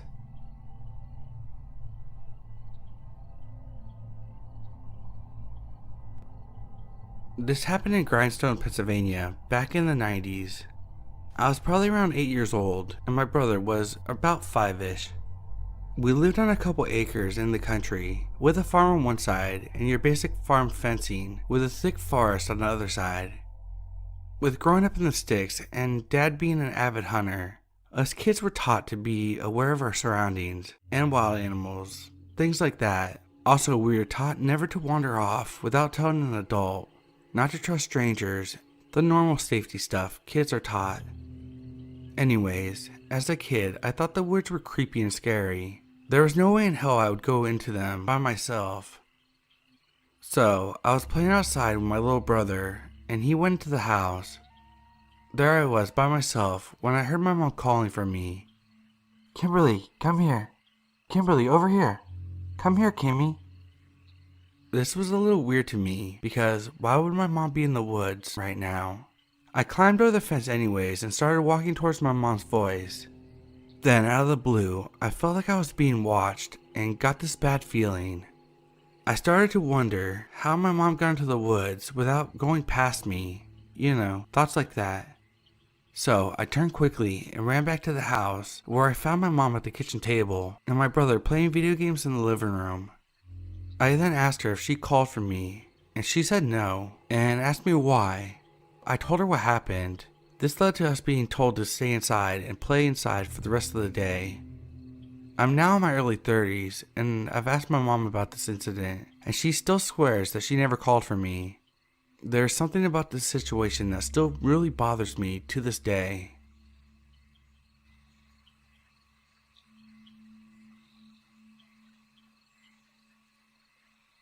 Hey all, I'm not going to provide the exact location for this, as this happened on the trail that my mom and I walked the dog on every day for the last 10 years. It was pretty close to our home. I live in a rural area of the Pacific Northwest, and so there are a lot of trails just outside of town that bordered on a lot of forest. This was one of those, but it was probably the biggest trail in my town. It was actually an access road to some stuff, so it was about 10 feet wide and gravel. At the time I briefly went missing, I was about 10 years old, and I had walked the trail every single day for 3 to 4 years. My mom was with me, as was our dog, an 85-pound Rottweiler Lab mix. I had been warned not to go off the trail and wouldn't have normally, but there was a small sub-trail that had a rope swing over a creek. I loved to play there as a kid, and that day I crossed the creek on a fallen tree bridge to hang out on the side while my mom talked to her friend that she ran into. I was within sight of my mom, a clear view across the creek, when all of a sudden it was like things swirled. My surroundings were completely unfamiliar, and there were plants that shouldn't have been there. The wrong kind of trees, with the leaves at slightly the wrong point of the season. Of course, I knew what to do if I got lost. I hugged a tree and shouted for my mom. I was probably 300 yards away at the time, at the absolute most. She should have heard me, but she didn't. I wasn't there for very long before our dog came and got me. He wasn't a very smart dog. With all love, saying he was dumb as a bag of rocks would have been an insult to the rocks. He also didn't like me nearly as much as he liked my mom. Total mama's boy, and would have stayed near her, but he calmly walked up to me, nuzzled my hand so it was on his head, and walked me back to the creek where I could see my mom. I thought I'd been gone for 15 minutes or so, but apparently it had been an hour plus. and multiple people were looking for me, including walking directly on the path I had never left.